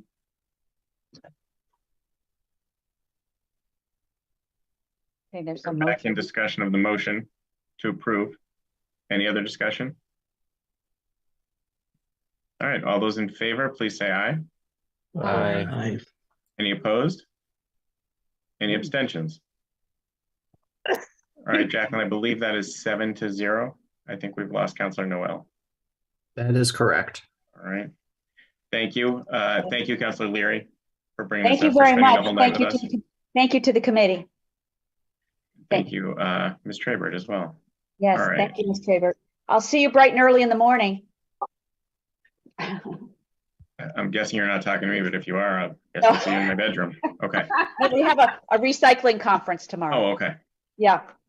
Okay. Okay, the next item is item 109-22, requesting an ordinance to require universal recycling services. For this one, to be honest, what we were looking for was a vote of no action necessary. Again, I think you could see that it was just replaced by what we just did. So did someone want to move no action necessary? No action necessary. Councilor Humphreys moved NAN. No discussion. All those in favor, please say aye. Aye. Aye. Any opposed? All right. NAN. Next item is 528-22. This is a request for discussion and ordinance to prohibit deceptive advertising by limited service pregnancy centers. This came up before. I think folks probably remember we had a discussion on this. The legal department helped discuss a little bit, but we had a number of questions that we really wanted some more in-depth responses from the legal department regarding. We all received a confidential memo from the legal department recently. So with that, I would love to, I guess, ask Councilor Humphrey, who brought this item up, how you would like to proceed tonight, if there's any discussion you wanted to have or what you wanted to do. Well, Mr. Chairman, since it is 10:15 p.m. and we also only received the memo this morning, the members of the committee as a whole, I'm going to suggest that we just go ahead and hold it right now. I'm sorry to anybody that's been waiting this entire time to get to this item. I wish we could have gotten to it earlier, but at least we made sure we did get that confidential memo. And, you know, if folks on a one-on-one basis want to call me, you know, on their own time and chat about the issue as a whole, I'm happy to do that, you know, between meetings, obviously fully in compliance with the open meeting law and everything. But I think we're going to probably have to just hold it tonight and come back to it on another meeting, unfortunately. All right, Councilor Humphrey has moved to hold. Councilor Ryan, your hand is up. Yeah, I'm going to back Councilor Humphrey up on this. A lot of information today. I'm not happy with some of it. We need to hold this and keep it open for later discussion. All right. We have a motion to hold. Any other discussion? All right. All those in favor of hold, please say aye. Aye. Aye. Any opposed? Any abstentions? Okay, that's 7-0 for hold. Thank you. And Councilor Humphrey and Ryan, let's stay in touch. We'll see if, you know, when you sort of, you know, want to bring it up again, when you either have, you know, a concrete proposal or something that you think we can put before the committee, okay? Last three items, I'm going to suggest we take them collectively, if folks are okay with that, given the hour. We have three reappointments. This is, let me read them all. 97-23, the reappointment of Susan Lunan to the Conservation Commission. Item 98-23, the reappointment of Jeffrey Zabel to the Conservation Commission. And item 99-23, the reappointment of Elizabeth Wilkinson to the Urban Tree Commission. I think at least two of the three are from Ward 3, Councilor Wright, just in case you wanted to make a motion here. I make a motion to approve. Oh, motion to approve. Terrific. Thank you. Councilor Baker? I'm happy to see this move forward. I'm just a little puzzled why conservation is in front of programs and services. The tree commission, I understood, the conservation normally goes to the zoning and planning. Good point. It is a good point. Oh, but we have 5 of us from ZAP on here. I know, but that's somebody really messed up. This is bad job. Well, it is before us, so we can vote on the item as we have a motion from Councilor Wright, who apparently just flouted all the rules and moved approval. Just to clean the deck, I'll move suspension of the rules that allow the item to be reported by committee to which it was not properly referred, and then we can go on. Okay. Is that a motion here in committee? Sure, this error does not happen again. Thank you, Jackman. Okay, Councilor Baker, did you make that motion before the committee here? I think we can send it out and we can do it that way. Yeah. I mean, it was referred to us, so if it was improperly referred to us, that's a matter for the full council to decide at the full council meeting, right? I'm going to vote for the motion on the floor, and then just clarify when it's reported out that we can do that and just clean the deck. That's all. All right. So Councilor Wright has moved approval, and despite the chaotic way in which we are operating as a council tonight, Councilor Baker has expressed support. Any other comments? Okay. All those in favor, please say aye. Aye. Any opposed? Any abstentions? All right, that's 7-0. Okay. That wraps up our business. This is a canteen that Councilor Baker, does that look familiar? Reference. Yeah, well, it's a little different than the one I had in the Marine Corps. Yeah, but it's still a canteen. It's a And West. once again, Western Councilor Baker, canteen. thank you for your service. In all sincerity. I think we are adjourned. Thank you all. Appreciate the lateness of the hour. Appreciate you all sticking with it, but thank you. And we will talk again. Okay. Everybody. Night. Have a good night. Night.